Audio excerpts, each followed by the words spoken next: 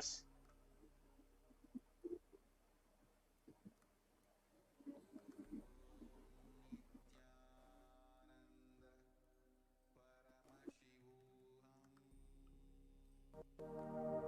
You are looking at the most detailed three-dimensional map of the universe known to humankind, and it's called the Sloan Digital Sky Survey.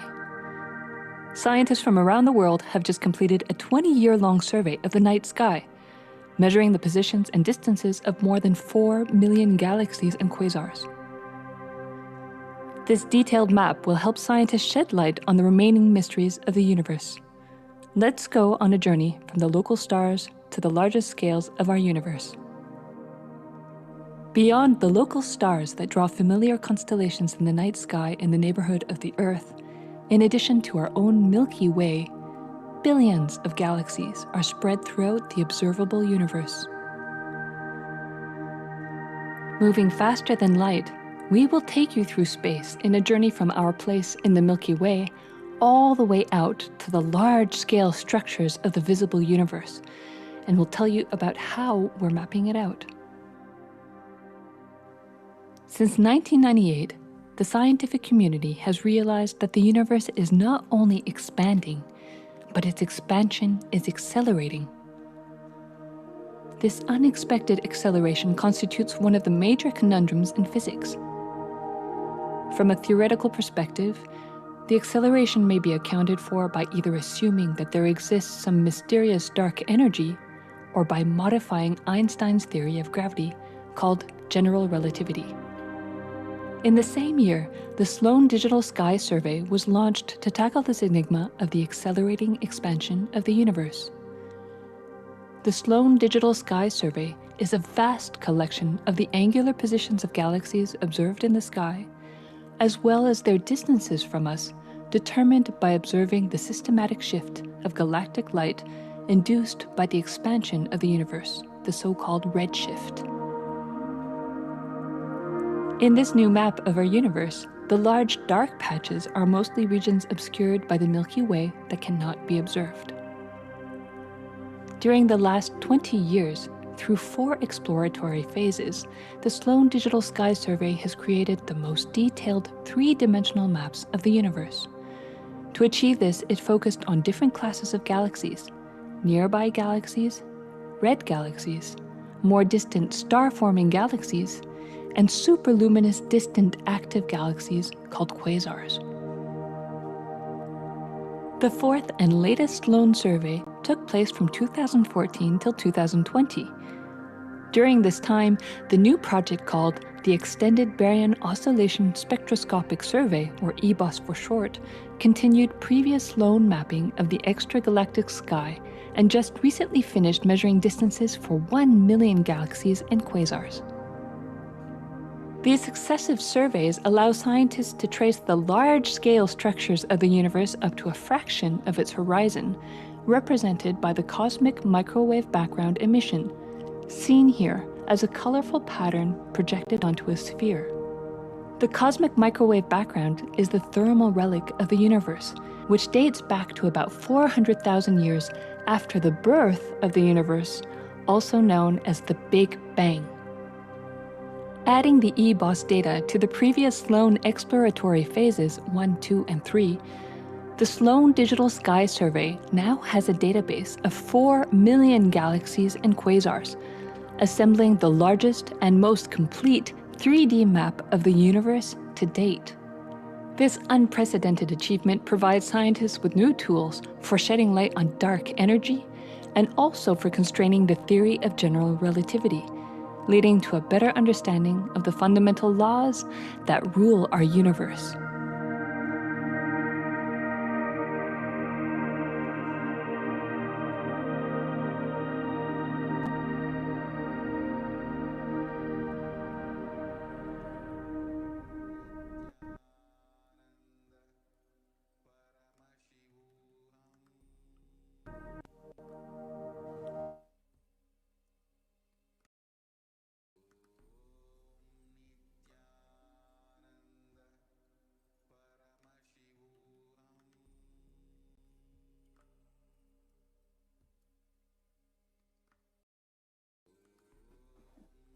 we are able to see various research articles from leading research labs, which are able to now explain that the universe is not just expanding, the expansion is accelerated. Here we are seeing an article from the National Geographic, which says that the universe seems to be expanding faster than all expectations. Next, we have the National Geographic says that the fresh evidence suggests that the universe is expanding faster today than it did in its infancy. A difference that has set off a search to understand what cosmic forces could be at play. If confirmed, the changing rate, which is 9% faster than had been projected, would force us to reconsider a fundamental aspect of the cosmos. A research from the Harvard University says there are independent results that have now demonstrated time and time again that the universe is accelerating in its expansion. The article title says, "Don't worry, the expansion of universe is still accelerating." So even if we look at type 1a supernovae out of the picture, we still have sufficient evidence, including fluctuations in the cosmic microwave backbone, among others. And what has the Supreme Founder of Hinduism shared a few months back in the satsang about the expansion and the acceleration of the universe? Let's watch this short clip.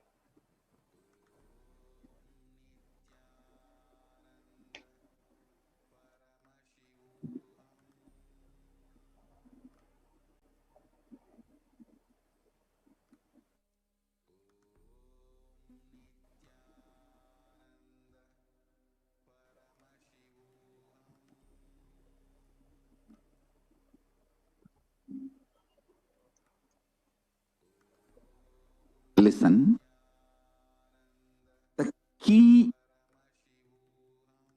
information, the key line I wanted to bring all your attention through this video is universe is not just expanding, its expansion is accelerated. Please understand. Last few years, I am screaming in top of my voice that superconscious breakthrough is happening. Please understand.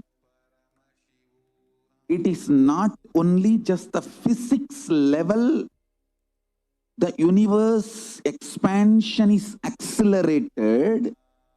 It's a dark energy, the dark matter, in that level, the unmanifest, in avyakta, unmanifest level itself, the expansion is accelerated intensely. Please understand. The expansion is accelerated intensely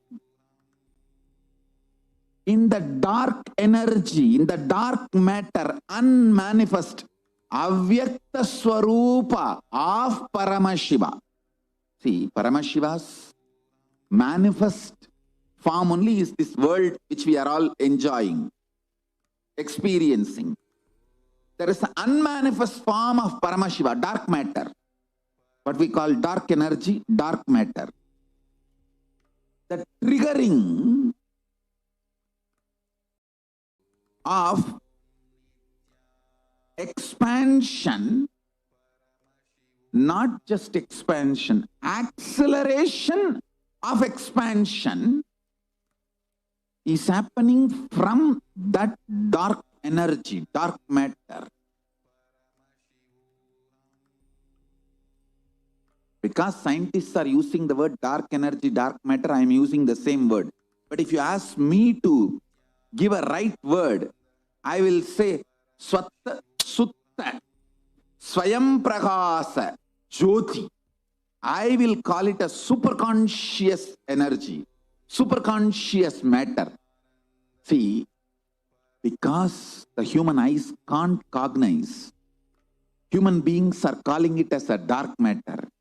But because human eyes can't cognize, but third eye can cognize, I am calling it as a Swayam Prakasa Jyoti. Jyoti, light, superconsciousness, is the word rishis, enlightened beings, will use.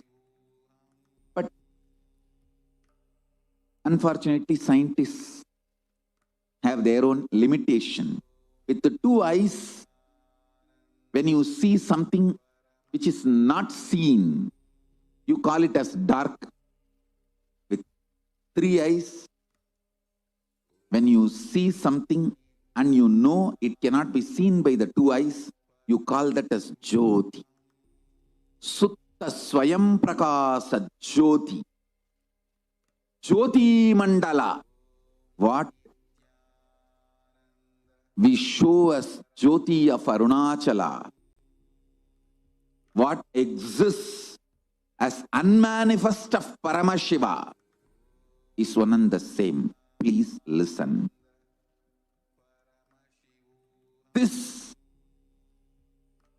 acceleration of expansion is from the unmanifest, avyakta sarira of Paramashiva, the unmanifest space of Paramashiva.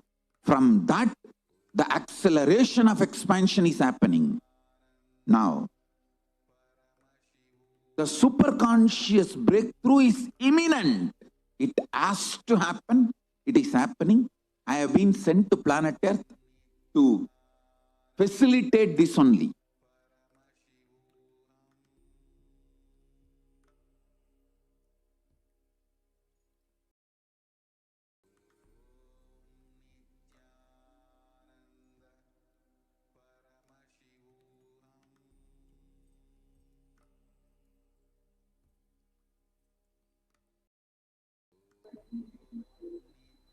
Beautifully, the Supreme Pontiff of Hinduism is revealing that I have been sent to planet Earth to accelerate this only and bringing the superconscious breakthrough to each and every one of us, even at the time of the deadly pandemic. Swamiji's commitment towards each and every disciple of us, he says, just to be alive for the next 3 years. I will bring enlightenment to you. I will bring the superconscious breakthrough to you. You just be alive. And even for us to be alive, the Supreme Pontiff has done so many measures. We'll be sharing about that in the next segment when we talk about the Adi Kailasa Sarvamapita. Now, we are going to share with you how do we connect with Devi Parashakti. What are the ways in which we can connect with Devi Parashakti?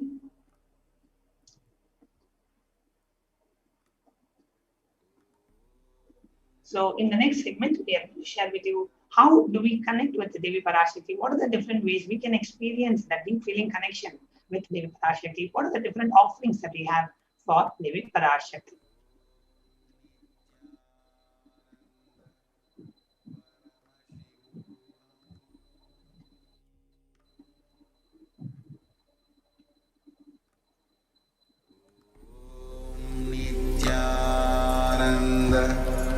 Paramashivoham.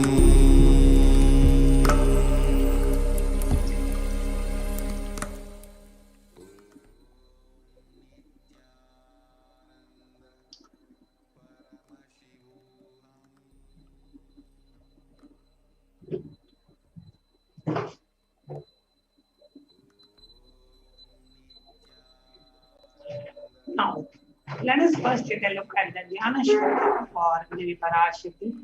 The Dhyana Shloka of Devi, which describes that very form. It says, Induni Bhaveda Karavakninayanam Syat Pankajavara Bhayajapaksha Sarayuktam Angahimabhushana Vichitra Vasanam Syat Tunkamakutojvala Manonmani Swarupam.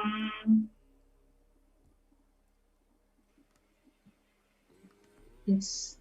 So the translation from the Mula Agama of the Manonmani Dhyanam says, moon-like face holding the Vedas, the books on one hand, fire in eyes, with lotus flower grazing and blessing hands, and one hand with Japamala, beautifully decorated with jeweled ornaments in wonderful clothes, and shining wing crown. Her name is Manonmani.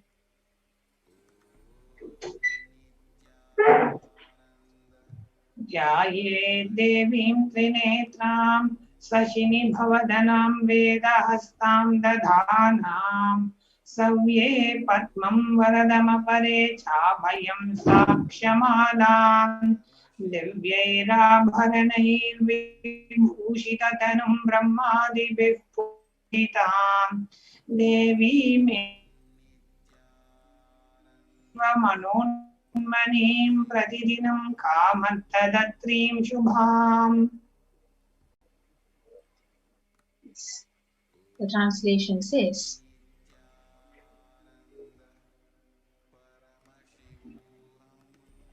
I meditate on Devi with 3 eyes, glowing like a moon, and hold the Veda, the lotus, and grazing with blessing and grazing hands.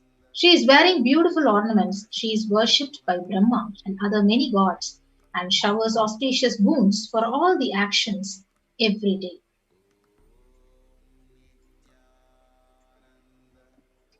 Now, what is the significance of offering the divine element gold? Gold is a divine element. It is even mentioned in the Atharva Veda. It purifies anything it touches. It is an element of spiritual significance and great spiritual power of healing and enlightenment. The vibration of gold has the power to infuse the sattva energy and the positive thought currents in anyone who wears and anyone who sees or operates in its vicinity. Yes. So, gold is present in all the scriptures, the Agamas, the Vedas, the Shrutis, the Smritis, Itihasas, and Puranas. So, in all Hindu scriptures, it is abundantly displayed that gold is the most auspicious and purest metal which purifies our being. So, in the Hindu civilization, everything was built in gold, exchanged in gold, and even the ritual feasts were offered in golden plates. So, when one was to be saved from life threatening illnesses, gold was offered as a ritual fee. Gold was in abundance and used for weighing equal amounts of commodities, including cows. So, kingdoms were built with huge doors of gold, streets would have huge columns, and huge archways made of gold. So, horses, cows were dressed in gold. The Hindu civilization thrived on the banks of rivers of gold. The Indus river was called Hiranmaya, the river of gold in Rig Veda. The river Saraswati was called Hiranyavartani in Atharva Veda. Gold is the supreme element for offering gifts to the ones we love and revere. Temples are constructed and paved in gold. Deities are made in gold and decked and adorned in gold because it preserves the enlightenment energy for thousands of years. It lasts forever.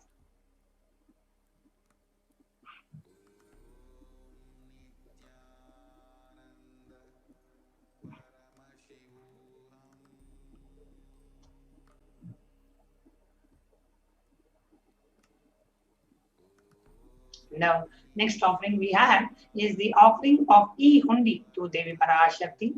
The E-Hundi offering, very beautifully in the Lalita Sahasranama it comes. Bhakti Priya, Bhakti Gamya, Bhakti Vashya, Vayapaha, Shambhavi Sharadharadhya, Shalvani, Shalmadayini.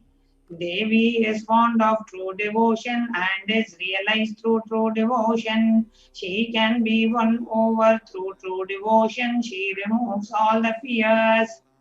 So Devi, especially at the time of the deadly pandemic everywhere, anxiety, fear, insecurity, so much going on, Devi is sure to remove all the fears. Just the darshan of Devi is enough. So out of your gratitude for Devi Parashakti, you can make an e-hundi offering. Like how when we go to a temple, we always put some offering in the hundi. Like that, you can make an offering to Devi Parashakti in the e-hundi. So the e-hundi offering to Devi Parashakti out of your gratitude for the darshan of Devi Parashakti that we are manifesting every day pretty much in our lives. So the next offering is the offering of Sankalpa chanting. The verse from Devi Mahatmyam, it says, the goddess enchants this universe and she herself gives birth to this universe. That goddess, being prayed without interest in anything, gives that knowledge and that leads to salvation and gives wealth in materialistic sense. So when you offer this Sankalpa chanting, the conscious resolution, Devi Parashakti blesses you with all the fruition of whatever you want, you ask there for, and wishes which you are earning for to make it as reality. So you can offer the Sankalpa chanting at $1. The next offering that we have is that of the Sahasra Nama Swarna Kasu. Devi is called Nama Parayana Prita, the one who likes the repetition of her names. Means she encourages us to chant her name again and again and again, because she knows just by chanting her name, we will manifest those divine auspicious qualities in us. That is why she likes to hear the repetition of her names, because when we chant, we manifest the space of Devi Parashakti in us. So it's a very unique offering. There are 1008 names, dimensions of Devi Parashakti, where each of these names will be inscribed on a coin and offered to Devi Parashakti. So you can offer the Sahasranama Swarna Kasu and a gold coin offering, and it can be small sizes $75, medium sizes $151, large sizes $251, and you can decide to make this gold offering. Now offer a gold coin inscribed with one of the 1008 names and receive the blessings to have the gunas, the imperishable divine qualities of Devi Parashakti. And if you would like to offer a gold coin to Devi, you can go to tiny.cc/Devi-offerings.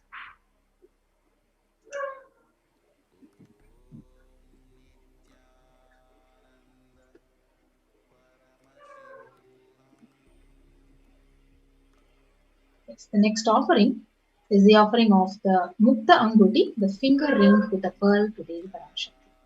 So the Meenakshi Pancharatnam, it says, मुक्ताहारलसत्किरीटरुचिरां पूर्णेन्दुवक्त्रप्रभां शिञ्जन्नूपुरकिङ्किणीमणिधरां पद्मप्रभाभासुरां सर्वाभीष्टफलप्रदां गिरिसुधां वाणीरमासेवितां मीनाक्षीं प्रणतोऽस्मि सन्ततमहं कारुण्यवारां निधिम्.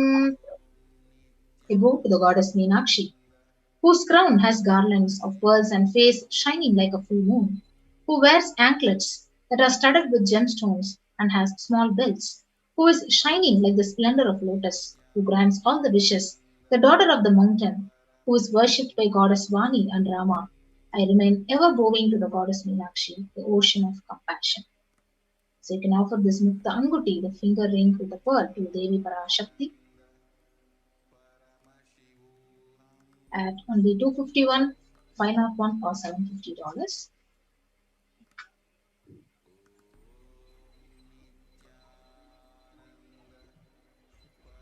An offering of the finger ring with a pearl to receive, to be showered by the love and compassion of Devi Parashakti and to manifest it in all your business endeavors.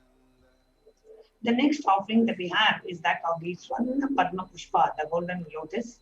The reference from the Kamikagama, it says, Ashta Vidyesha Rupeta Kumbhavarna Samyutam Sarve Sasutra Vastadya Hema Pankaja Bhushitaha Sapi Dana Shakuchascha Pakvavilva Balapradaha Snapanodhyaya Samsiddha Pramanena Samanvitaha. All the kalasha should be worn around with a suitable thread and covered with a new cloth. They should be adorned with a lotus flower made of gold.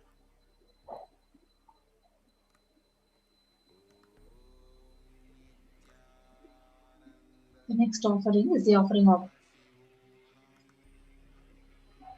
the Swarna Padma Pushpam. So there are hundreds of scriptural references for using the lotus in the worship of Paramashiva.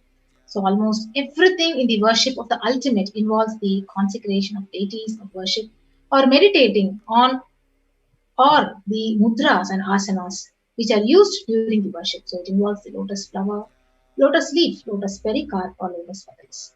So lotus itself is the divine flower. So you can offer this golden lotus in any size you wish to, and you can receive her blessings to achieve the state, space, and powers of Parashakti in your inner space.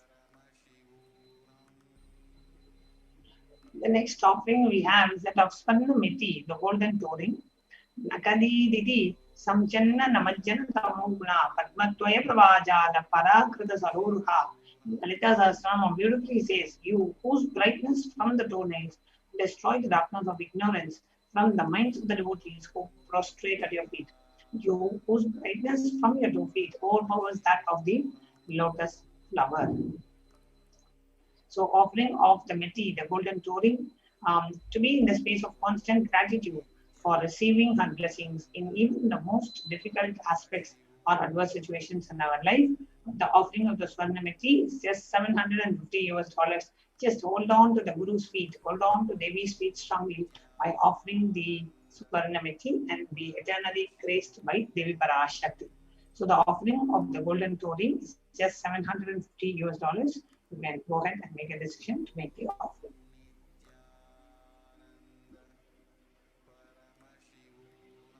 Next offering is the offering of Swarna Mantika, the golden hairline jewelry. So, Sudha Sarabi Varshini, she who makes the nectar flow in all our nerves from the Sahasrara, that is, she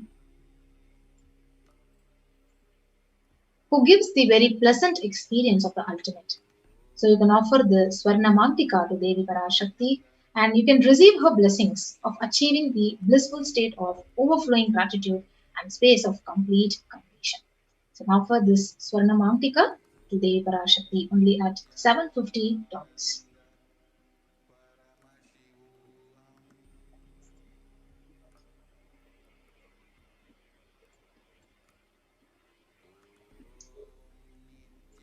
Next, we have the offering of the Pratyaksha Pada Puja, which is an offering of gratitude and the divine lotus feet of Devi Parashakti. Offering of the Pratyaksha Pada Puja, offering of gratitude at the divine lotus feet, is considered the highest form of worship. All the forms of worship finally ends here. It is the Puja Moolam Guruvpadam. In Guru Gita, Paramashiva himself says that the ultimate source of all the worship is worshipping the feet of the Guru.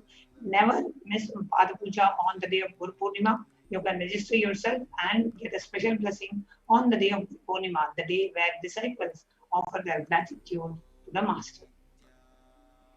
Yes. So, along with the Pratyaksha Pada Puja, you can also offer the Vastra Seva and receive the blessings of Parashakti. You can offer a deep gratitude and devotion at the feet of Parashakti with all the auspiciousness and blessings of the Supreme Pontiff of Hinduism, Jagat Guru Mahasannidhanam, His Divine Holiness Bhagavan Nityananda Parashiva. So, you can also offer the Vastra Seva, $1,008.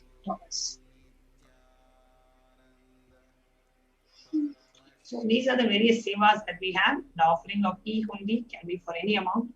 The Sankalpa chanting is just $1. The Devi Sahasra Nama Kasu, which is $75, $150, or $250.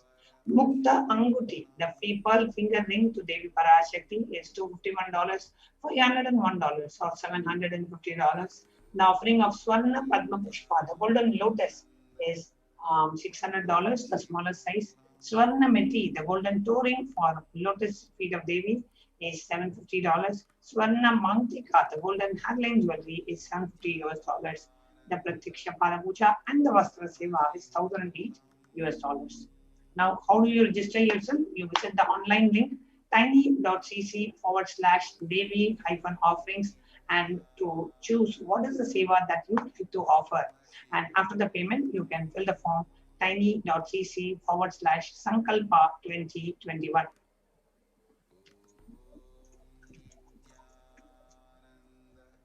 Now, we will take you through a walkthrough on how you can make an offering through the online payment gateway or through the YouTube super chat directly. We'll take you through a step-by-step walkthrough now.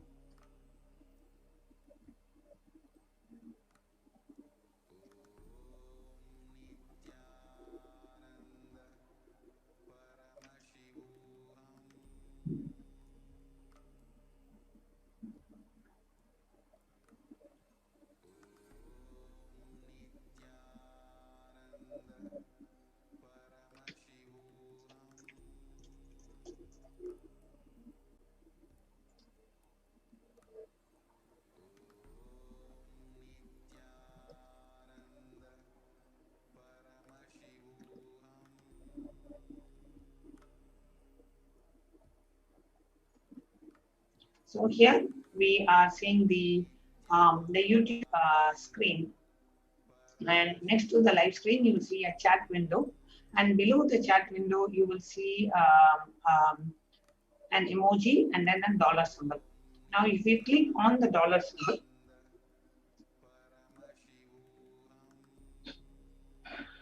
you will see three options: join, super chat, and super sticker. So the super chat and super chicken sticker option are for you to make any kind of a kind contribution to Kailasa, offering your gratitude to Devi Parashakti in the form of a e-undi offering. So let's say we click on super chat.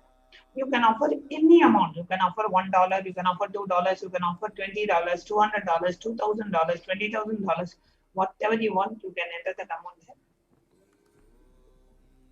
So let's say I want to offer $108. So I click on 108. If I want to enter a message, I enter the message there, and then I click on buy and send. Now, as soon as I click on buy and send, it's going to open a pop-up.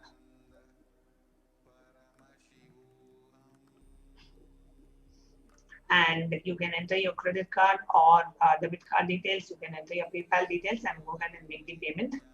And this is an offering of gratitude, right? Just thank you, Swamiji, thanking the Supreme Pontiff, thanking Devi Parashakti for coming and blessing our lives. And it is a lifestyle in Hinduism that anytime you go for the darshan of the Guru or deity, you always offer some dakshina. It can be something very simple, something very small. It can even be 1 cent.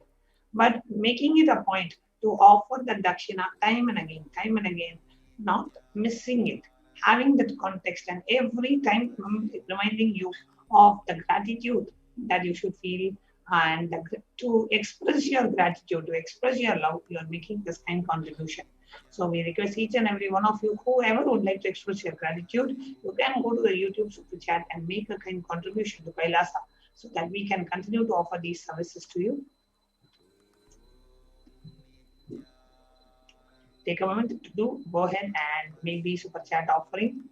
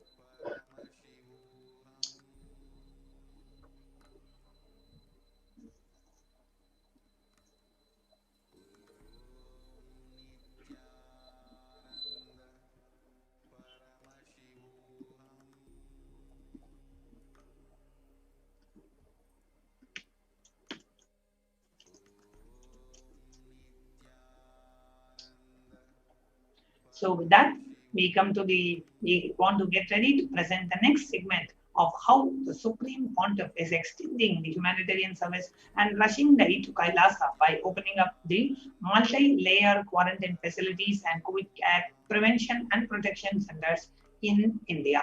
So before we move on to the next segment of today's program, let's take a short break.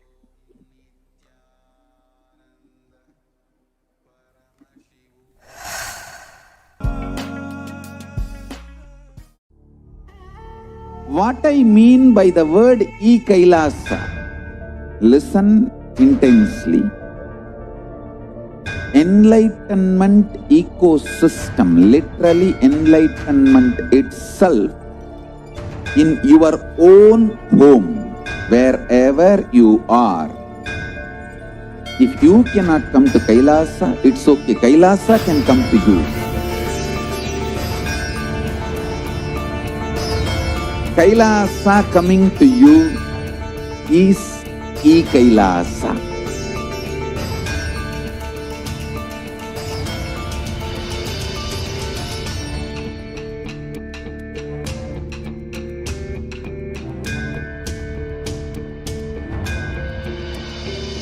I will revive Hinduism.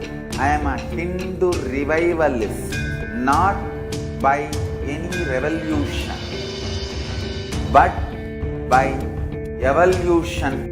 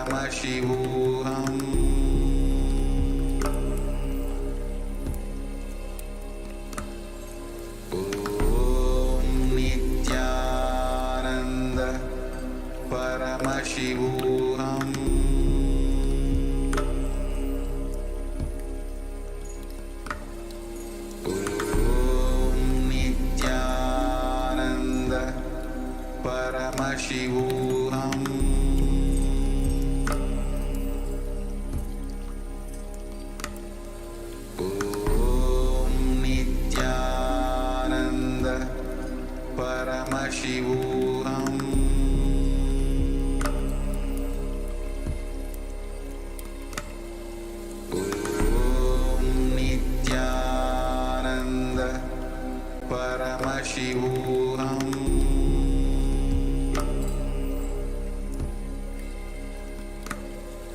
Om Nityananda Paramashivoham.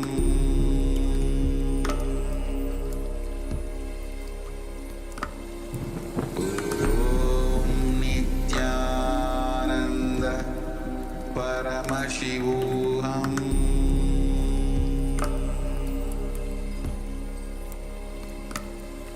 Om Nityananda Paramashivoham.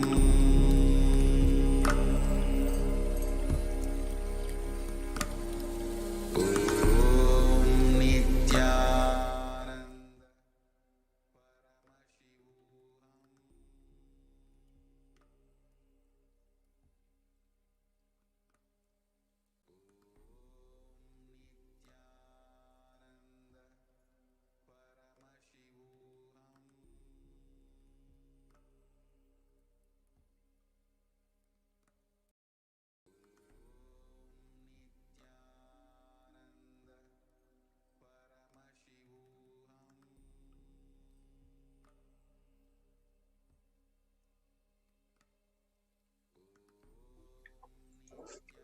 Nityanandam. The next segment we have is Kailasa's multi-layered quarantine opportunity for India during the COVID-19. Now, let us look into the revelations that Devi Parashakti has revealed several weeks ago about the condition, how the people are going to suffer because of COVID in India, especially, and what is the solution for them, how they can protect themselves from this pandemic.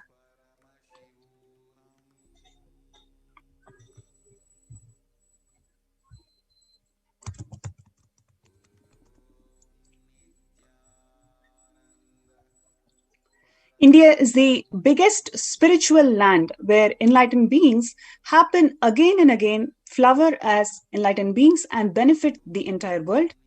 We cannot afford to lose only Bharadam.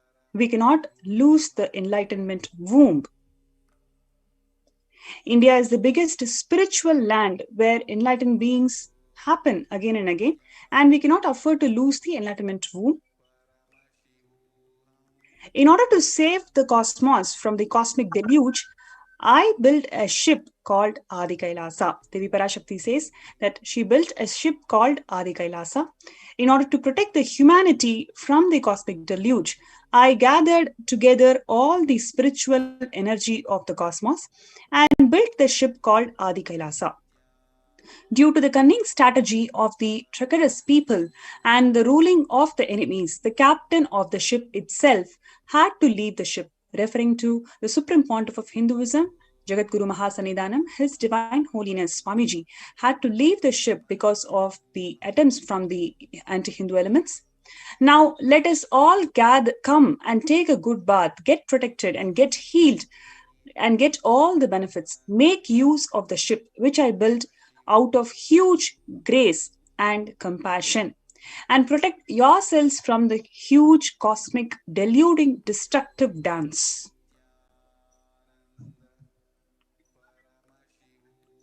For India, I made a ship as protection, the Nityananda Navapashana Lingam in Vaidya Sarovar. Go to Adi Kailasa. Crores of people will come there looking for health. Navapashana water, feast, and medicine to get health and protection and enlightenment. For all of them, give Anadan. To protect India from the great destruction, I, Parashakti, made this huge ship. Even if captain is not there, ship is there.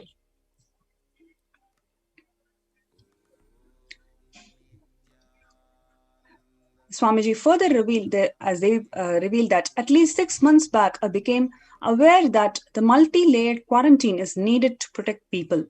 If you are in India and you want to protect your immediate family or the extended family, anyone who will listen to you, get them immediately to our campuses.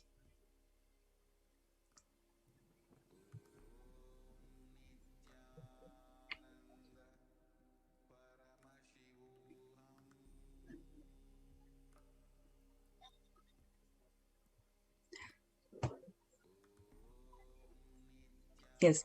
So now let us see what is the current state of the world today. We have Devi Parashakti revealing how we can protect ourselves from this ongoing pandemic. And now let us see what is the current state of the world today. We are at 140 million confirmed cases with a total of 3 million people who have lost lives due to ongoing pandemic for more than a year.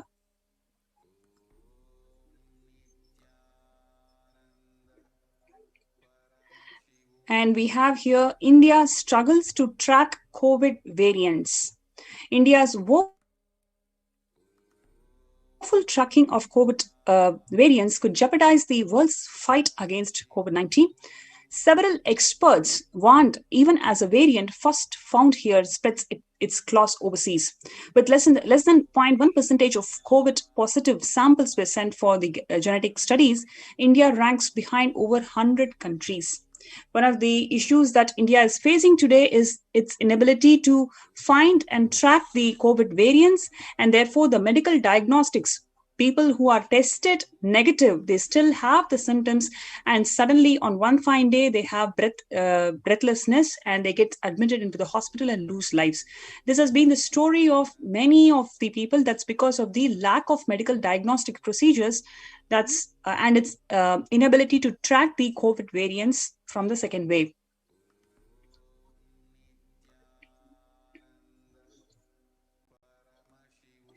The over 37.42 lakh samples were tested for COVID, and in which 20.44 lakhs in last 24 hours, says the Indian Council of Medical Research. We can see how the amount of cases are woefully exponentially increasing.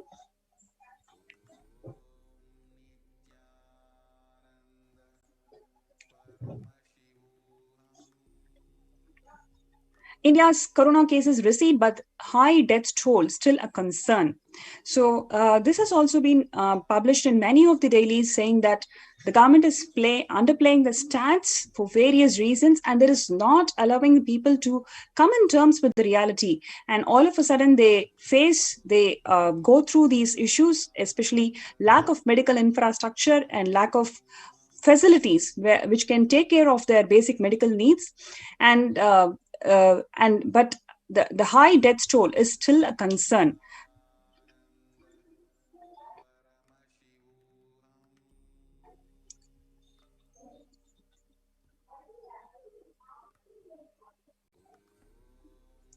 India reports about 94,052 new COVID cases in 24 hours. The death sees massive jump as Bihar revises the tally. And here you can see, especially in Hyderabad, 3,403 deaths in last 24 hours. In Bihar, it's about 9,542.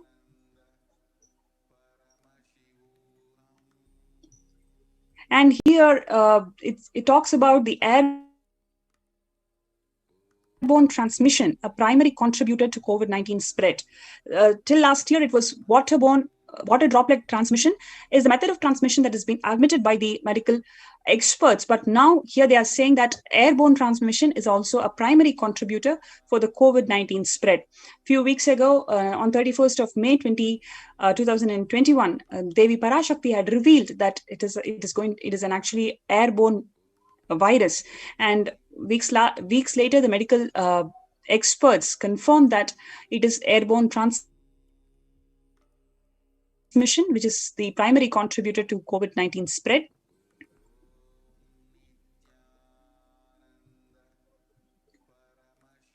And the secondary infections like black fungus. So people who get vaccinated and people who get recovered from COVID, their immunity levels drastically reduce, and they are prone to secondary infections like white fungus, yellow fungus, and so forth.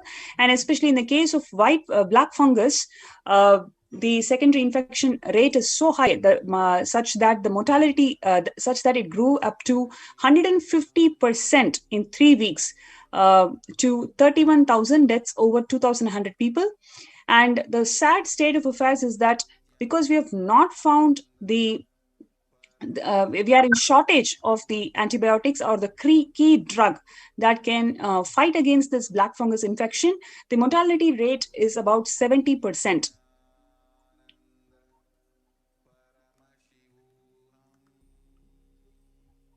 The black fungus new scare in India as the second COVID wave ebbs. As the devastating second wave of COVID-19 ebbs with less than 100,000 new cases reported on Tuesday, India is now battling a new scare, which is this black fungus. And the health minister has already told that it'll be 28,000 cases of this black fungal infection has been reported so far. And when the first world countries close their borders during this massive global emergency, it is Kailasa, it is the Supreme Pontiff of Hinduism, Jagadguru Mahasannidhanam, His Divine Holiness Swamiji. He has opened his doors of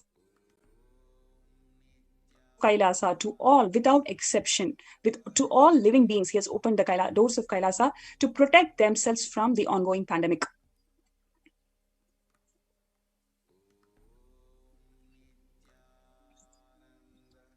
A number of free COVID care centers are opened across India, which includes the Adi Kailasa and Bidadi, Bangalore, Salem Adinam, Thiruvannamalai Adinam, Rajapalayam Adinam, Puduvai Adinam, Pattanam Adinam in Tamil Nadu, Siragapadi Adinam, Sripuram Adinam in Hyderabad, Madurai Adinam, Avattipalayam in Tamil Nadu, Hosur Adinam in Tamil Nadu, Baroda Adinam in Gujarat.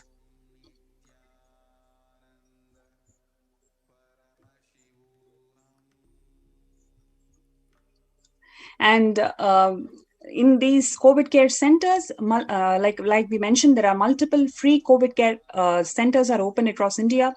Various social services are offered during the pandemic in Kailasa's de facto spiritual embassies across India.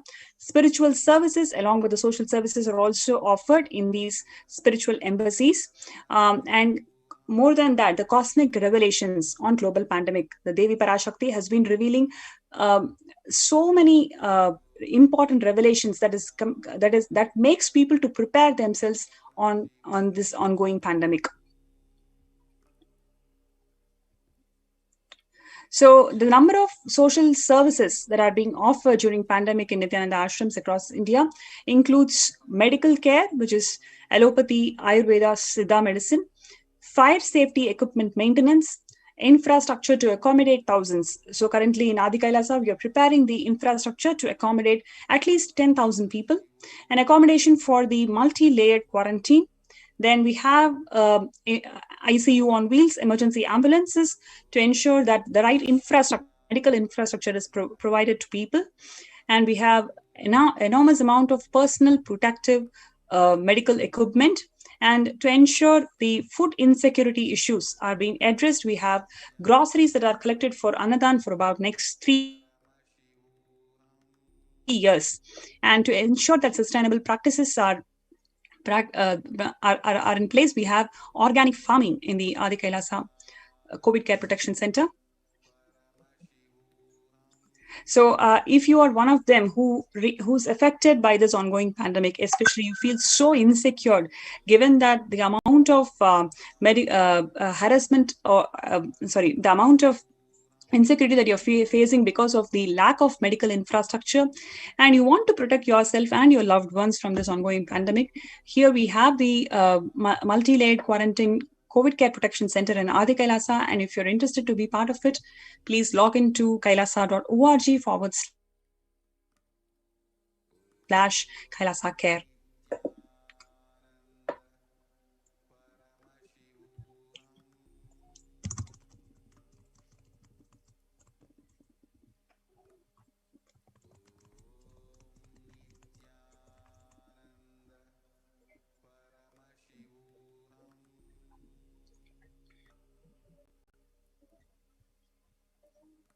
Yes, the next. Okay, before we go to the next segment, let's have a short break. And we'll be right back.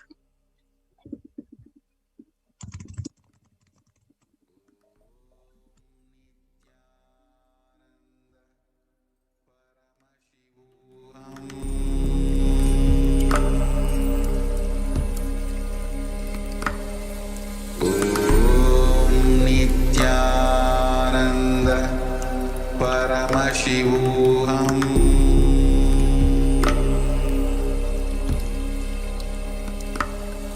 Om Nityananda Paramashivoham.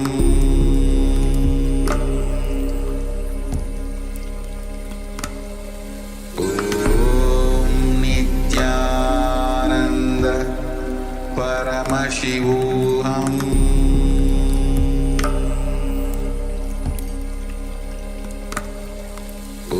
Om Nityananda Paramashivoham.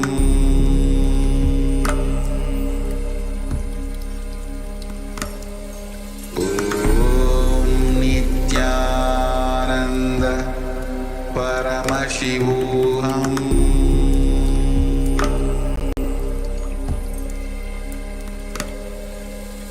Om Nityananda Paramashivoham. Om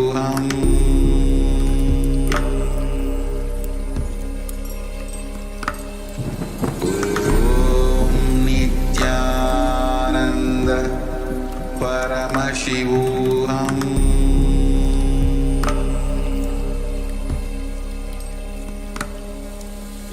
Om Nityananda Paramashivoham.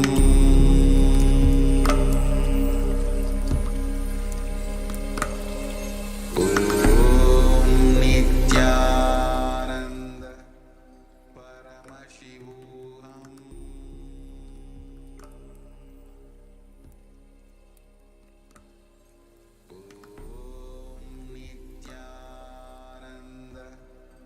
Paramashivoham.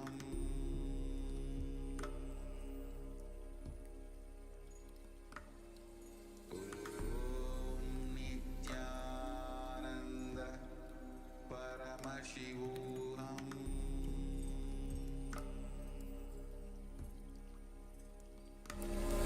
Om Nityananda Paramashivoham. Om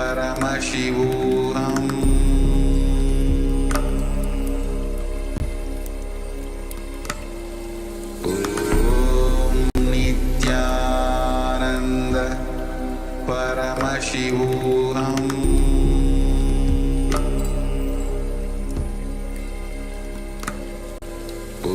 Om Nityananda Paramashivoham.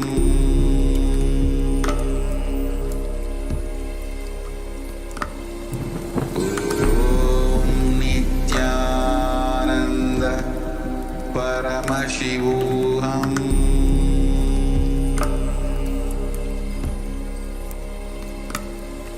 Om Nityananda Paramashivoham.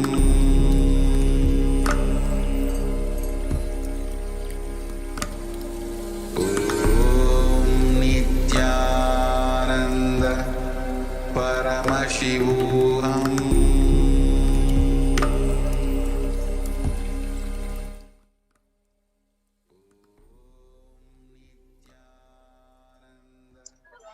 Nityanandam, and welcome back, one and everyone.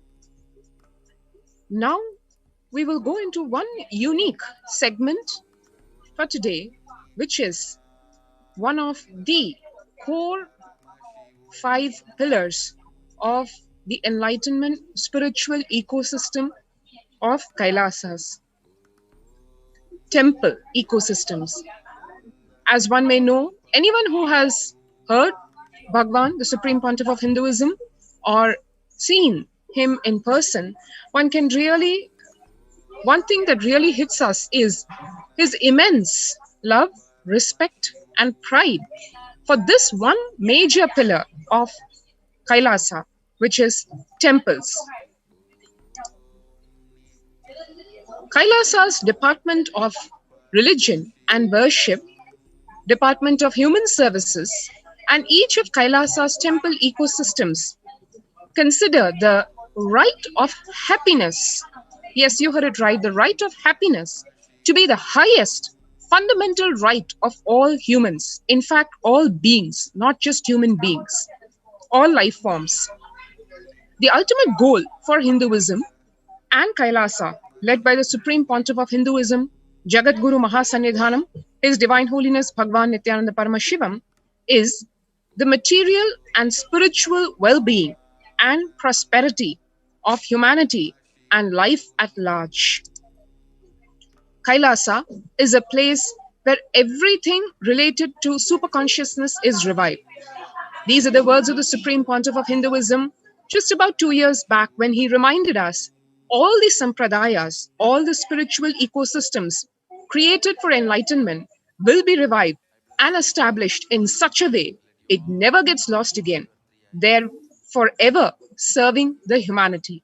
That is the vision, mission of Kailasa, and all the efforts of the Supreme Pontiff of Hinduism are single-pointedly focused towards this. What does the revival of Hinduism's temple ecosystems consist of?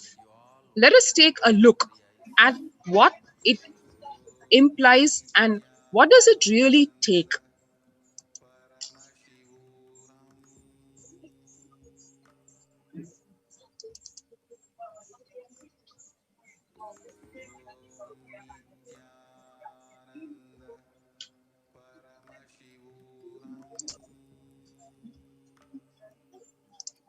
Ecosystem. I'm going to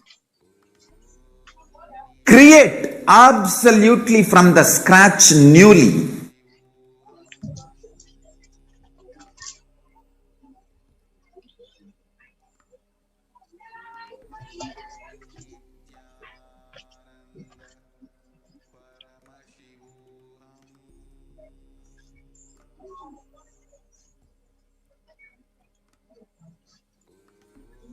Sorry for the technical glitch. Just about we'll hear Bhagwan himself say what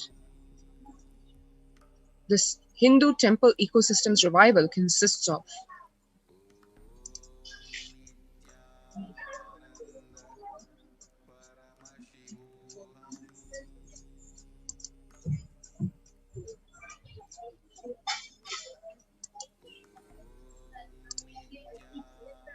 Revive Hinduism by setting up a model community, enlightenment ecosystem. I'm going to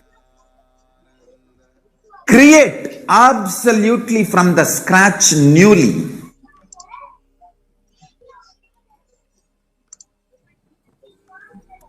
Self-sustaining, temple-based, Hindu ancient enlightenment ecosystem and civilization based on that.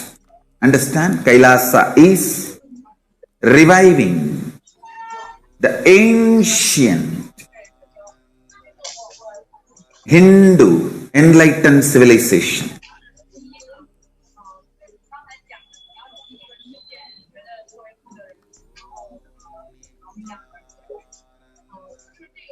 Paramashiva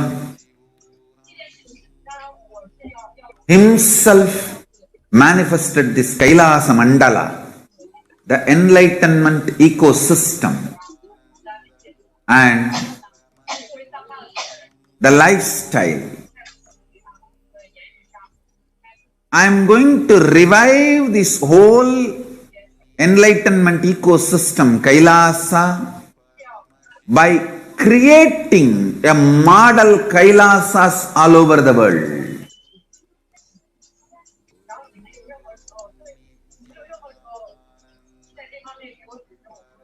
I am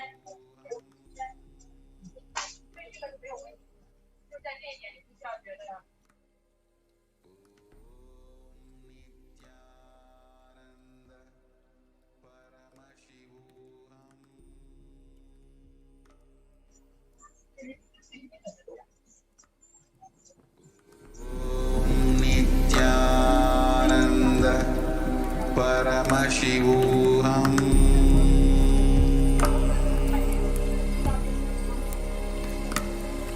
Om परमशिवोऽहम्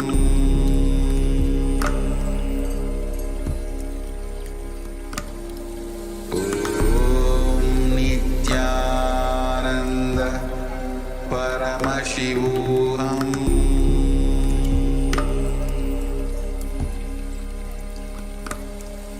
ॐ नित्यानन्द परमशिवोऽहम्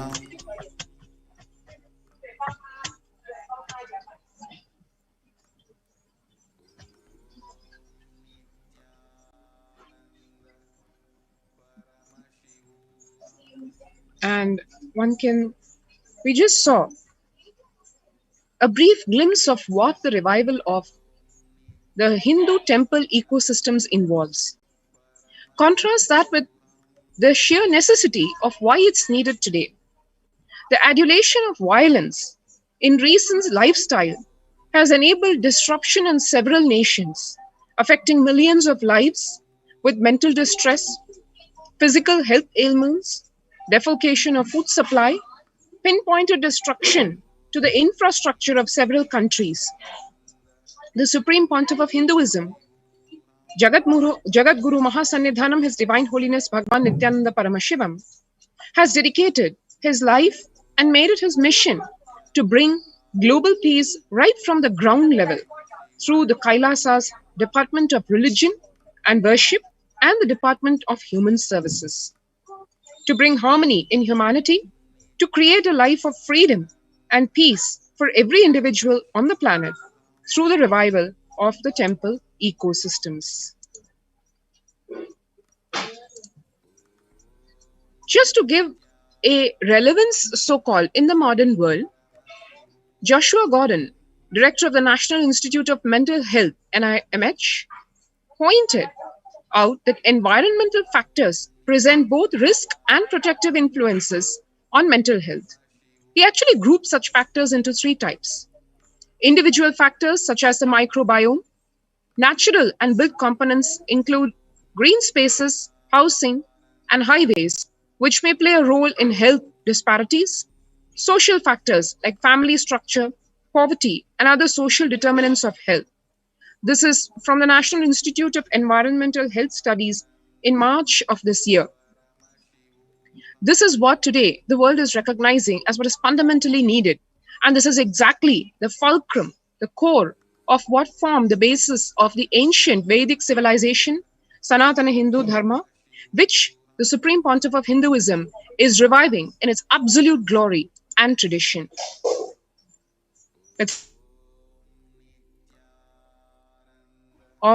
the Leelas of the Supreme Pontiff of Hinduism in his avataric mission.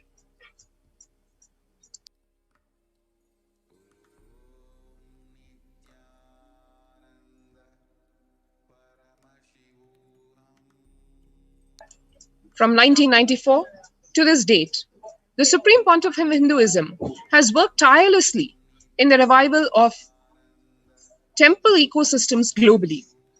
Through the Kailasa's Department of Religion and Worship and the Department of Human Services led by the Supreme Pontiff of Hinduism, this lifelong commitment to the mission and vision of bringing global harmony, sustainable living, and reproducible ecosystems has been proven in building active, contributing temple ecosystems around the world. One can see here visual glimpses. Way back in October of 2006, meditation under the sacred Kalpavriksha in Adi Kailasa, the peacekeepers of Kailasa, along with the children of the Nityananda Gurukul, the traditional school, celebrate the auspicious occasion of Deepavali. And here you can see the picture of the fireworks, the traditional fireworks, and the citizens of Kailasa undergoing meditation processes, spiritual alchemy processes under the guidance of the Supreme Pontiff of Hinduism. Beautiful celebrative activities where the peacekeepers of Kailasa and the participants of the meditation program take part in the celebrations of a traditional flag hoisting ceremony. December of the same year, the Supreme Pontiff of Hinduism conducting the Life Bliss Program Level 2, which was called the Nityananda Spurna Program, a meditation workshop, as one can see, in Chennai in Tamil Nadu in South India, attended by thousands, tens of thousands of people. Day in and day out, the Supreme Pontiff of Hinduism conducting meditation workshops, yoga workshops, spiritual counseling, providing these powerful life solutions to one and all, one by one, reaching out to every human being and teaching this life science, this eternal cosmic truths to enable humanity to live happily in a blissful way and contribute so that the planet Earth becomes a blissful place to live in.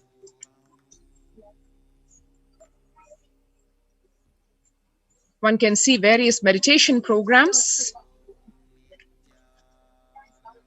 and the yatras. One can see here, spiritual yatra is a very fundamental component of Hinduism, where the pilgrimages to the spiritual places, the sacred spaces on this planet Earth, which naturally provide a way to connect to the divine. And the Supreme Pontiff of Hinduism has always facilitated these pilgrimages, these yatras, where people get to experience higher states of consciousness, helped by the sacred spaces on planet Earth, like as you see the Himalayas, which are home to thousands and lakhs of rishis and evolved beings.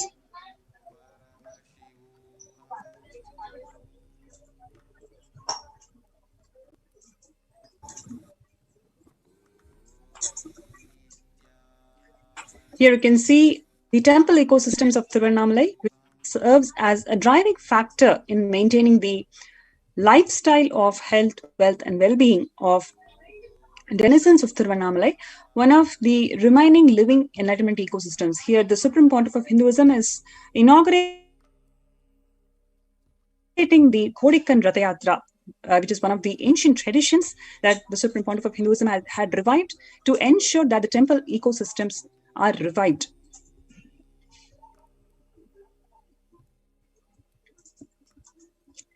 Here, the peacekeepers of Kailasa and the participants of Paramashivoham meditation workshop taking part in morning meditation and traditional puja or the ritualistic worship in Adi Kailasa.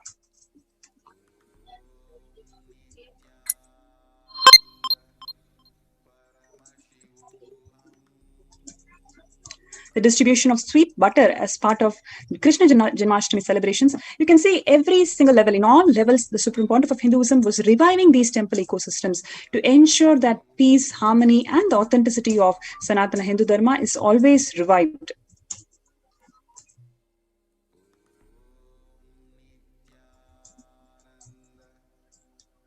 Here, beautiful pictures of the Supreme Pontiff of Hinduism playfully colorful celebrations of Krishna Janmashtami in Adi Kailasa Bidadi.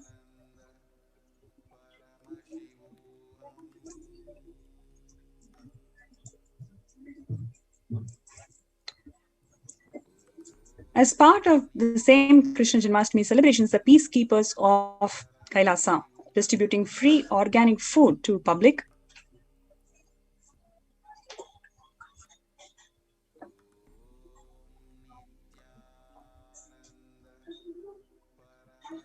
Here, the peacekeepers of Kailasa,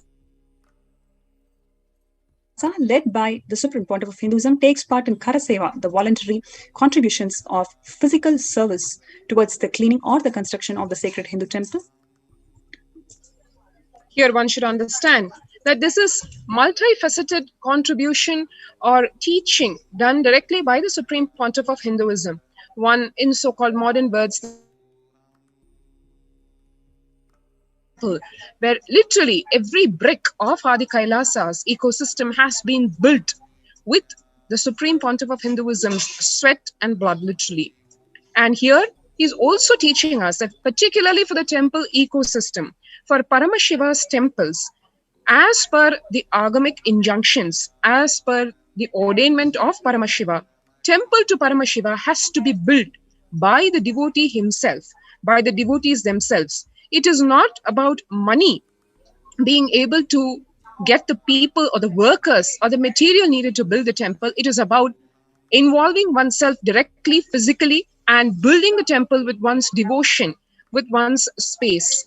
This is what the Supreme Pontiff of Hinduism was teaching to everyone, all the citizens of Kailasa, by taking the shovel and the pickaxe in his own hand and laying the foundation stone for the Golden Temple and Adi Kailasa.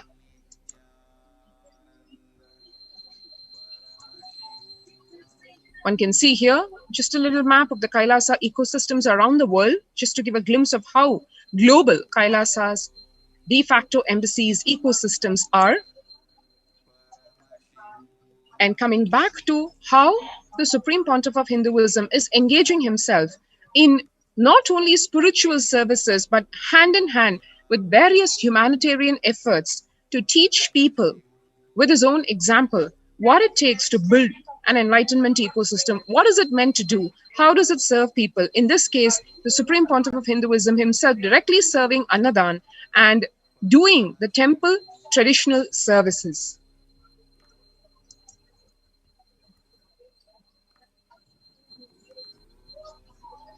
The Adi Nityananda Peetham, Tiruchengod Sarvanya Peetham, the very first temple ecosystem established by the Supreme Pontiff of Hinduism, Jagat Guru Mahasannidhanam, His Divine Holiness, Bhagwan Nityananda Paramashivam, at the age of just 23, on the banks of the sacred river Kaveri in 2001.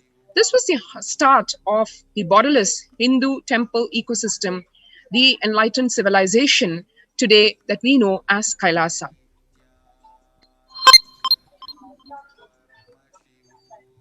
And then the Adi Kailasa Nityananda Peetham in Bidadi, under the grace and compassion of the Kalpavriksha, the sacred banyan tree.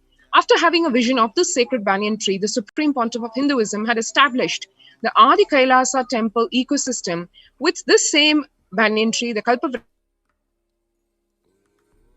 main headquarters, the spiritual headquarters of Kailasa, and the foundation stone of this being laid way back in 2003. This sacred ecosystem housing the Kalpavriksha, Nityanandeshwara, Nityanandeshwari, the divine forms of the primordial principle, Paramashiva and Parashakti, as well as the Swayambhu Linga, the Moolavar, which was formed naturally in the cave of the sacred Kalpavriksha. Through the live stream, all of these deities and living energies are available to bless each and every one of us 24/7. No matter where we are, we can reach out to them and have our prayers and boons answered.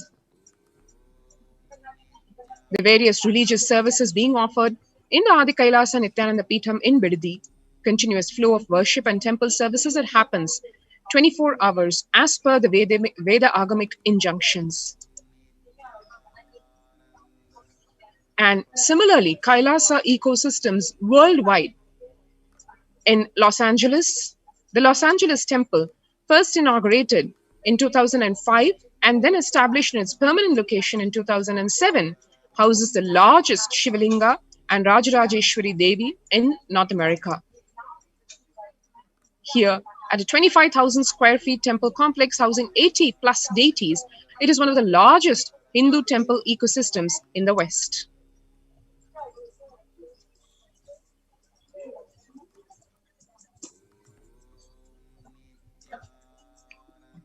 The first temple established by the Supreme Pontiff of Hinduism outside India in Ohio. The temple just came in life just within 9 months. The presiding deity of the temple is Nityanandeshwara and Devi Nityanandeshwari. And here is the Kailasa in Seattle.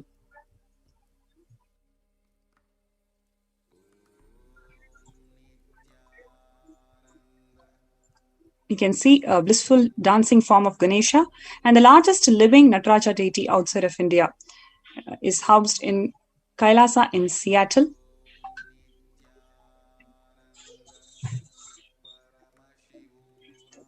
And the Kailasa in San Jose, California, being inaugurated in 2009, which radiates the energy of Madurai Meenakshi Temple, the chief presiding deity being Devi Meenakshi. Lord Shiva and Nityanandeshwara and Nityanandeshwari, installed and energized by the Supreme Pontiff of Hinduism himself. And next, we are seeing the Kailasa in St. Louis.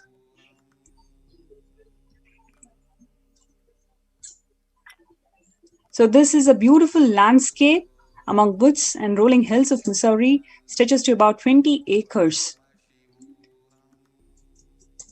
And here, the Kailasa in St. Louis houses one of the tallest Venkateshwara deities in North America, along with his concerts.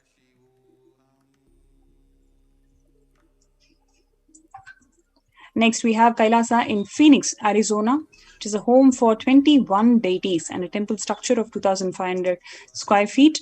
Kailasa in Phoenix, it's directly established by the Supreme Pontiff of Hinduism, and it's been serving the people in Phoenix for over 7 years.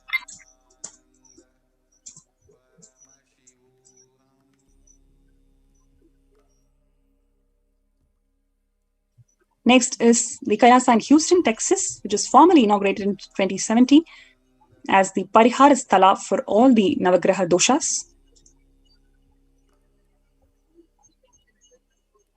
Next, we have Kailasa in Toronto, which was inaugurated in July 2011, with all 63 Nayanmars and 18 Siddhas residing as deities in Kailasa in Toronto. The temple deities here are seated exactly as they are existentially preside in Kailasa around Paramashiva, the primordial deity of Hinduism.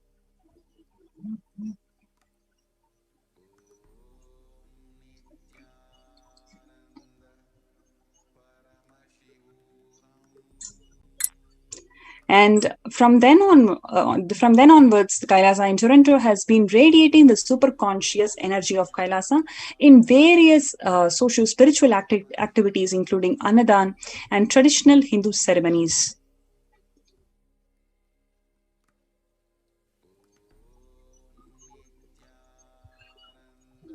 Before we go to the next segment, let's have a short break. We'll be right back.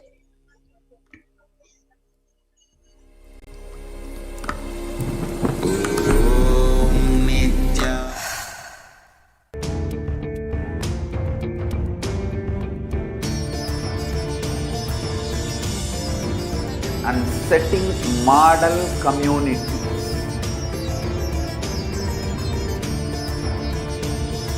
Kailasa's enlightenment ecosystems, Sarvanya Peethas all over the world.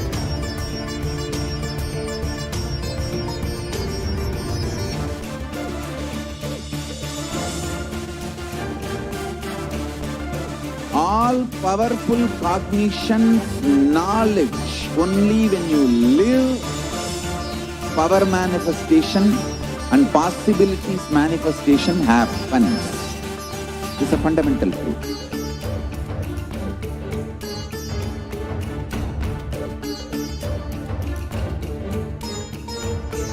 Hinduism cannot live exclusively as one sampradaya. No.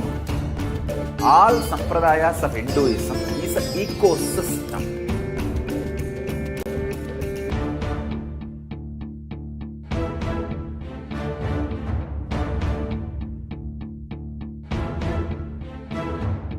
So don't keep quiet thinking that if one sampradaya is attacked, only that sampradaya is going to be affected. All of us are ecosystems.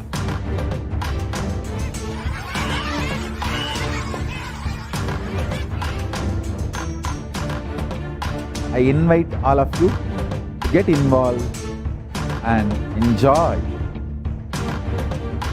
Hinduism by the principle of Dharmo Rakshati Rakshitaha. When you protect Dharma, Dharma protects you. We will make the whole planet flourish spiritually, the spiritual prosperity. Happen to whole planet Earth. We all have to coexist together.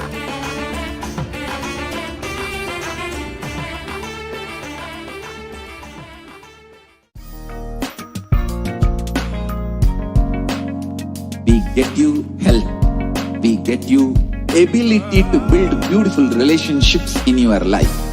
We get you direct spiritual support, and we make sure you become wealthy.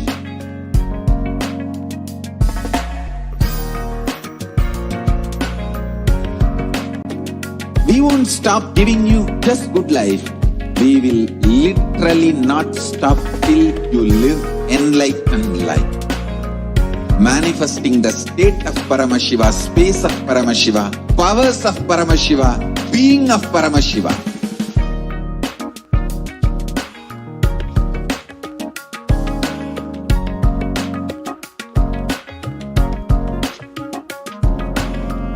Whole world should become Kailasian. Paramashivoham.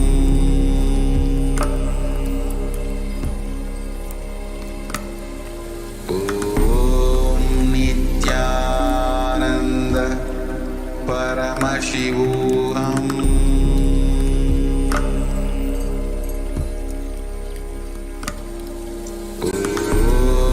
Nityananda Paramashivoham.